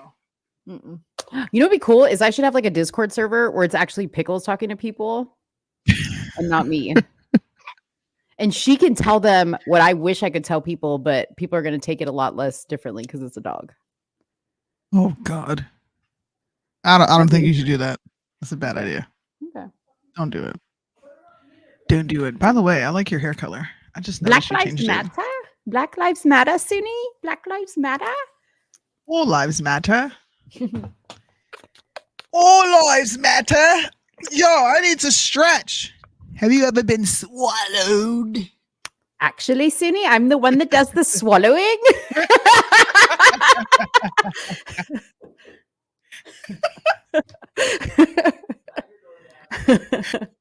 That was so random, but it felt good. Dude, this is how she talks all day. Completely inappropriate. She's like, oh, I'm like, Pickles, I She's can't. just sitting there and letting you Yeah, she's do so whatever. sweet. You ever been swallowed? Soonie, You know who said that? What? TD Jakes. Oh my on stage. lord. Dude, this is why all that stuff's going around about him. He said, have you ever been swallowed? You know, just swallowed. I swear he said it just like that. Mm. When is he going to be arrested? He needs to be arrested. Don't worry. He's cool with the Pope. That ain't going to happen. The Pope. Ain't going to happen. So are we going to let people know if we're doing a show on Friday? Is it up in the air? It is up in the air right now. I think if I don't do it, you're not going to do it. Is that what you're saying? No, not necessarily. I mean, if I have something to come on about, I can do it. Yeah. My son is in golf lessons. So, and it's scheduled earlier than it was last time. And my husband plays golf tournaments every weekend. So I probably will not be able to do it due to like a crazy schedule. And it's about to be summertime and I'm really not going to have any time. Like none. It's easier for me to move and groove when they're in school. Soonie, I love playing with balls. Marlandon, stop talking shit all the time about mommy and Soonie because they try their hardest. Hey, listen, Marlandon.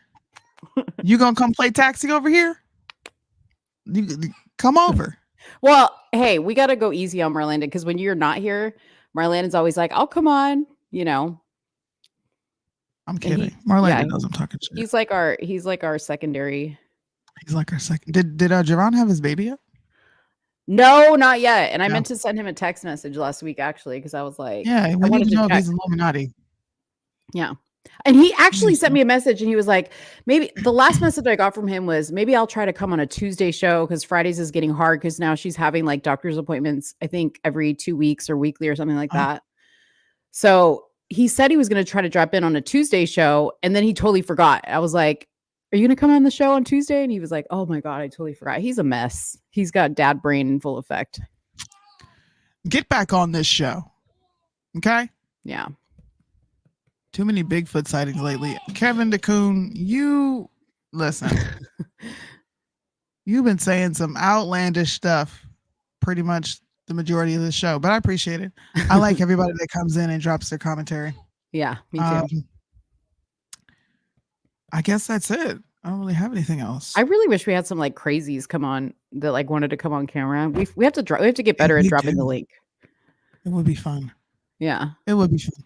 I mean, all the crazies that used to follow me, I think I ran them off. Like the Q-tards, they would love what we were talking about. They would come up here and debate me and be like, they used to tell me, you're in George Soros's payroll. And I would be like, where the freak is my millions? Because what do you mean? Do you think I would be sitting here doing this? Right. George Soros's payroll. George Soros pays you while my spring semester is over, and now I got to get prepared for online summer classes in June, but I'm not ready. You better get ready. And please get a degree that's going to translate into money. Yeah, what is your degree in? Money. Honey. What is your degree in, Marlon? I'm curious. Oh, wait. I got to show y'all something real quick. I don't know if you've seen this. This is a funny one, and then we can close it out. Okay. This is funny as shit. Marketing and for all the people disagreeing with me on David Archuleta, go rotate on a big fat one. That's all I want to say.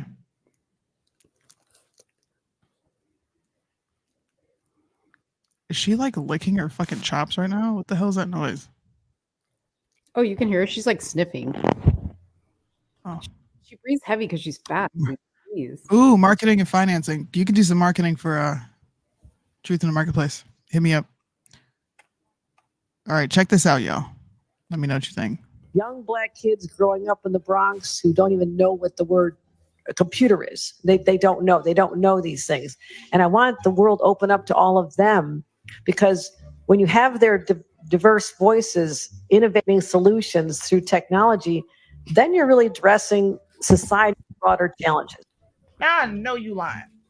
You did not just sit on that stage and say young black kids from the Bronx don't know what the word computer is. Are you kidding me? Listen, y'all want to complain about Republicans, but ain't saying shit to these Democrats who saying y'all can't read, you don't know where a computer is, you ain't got access to internet, you ain't got a phone. What else? I don't know how to go find the COVID shots that they was putting out. Let me know in the comment section. Bruh. This heifer said we don't know what computers are. And I want to fact check you real quick, because we make up 13% of the US population. Kathy Holchel. And we represent 7% of the computing working force.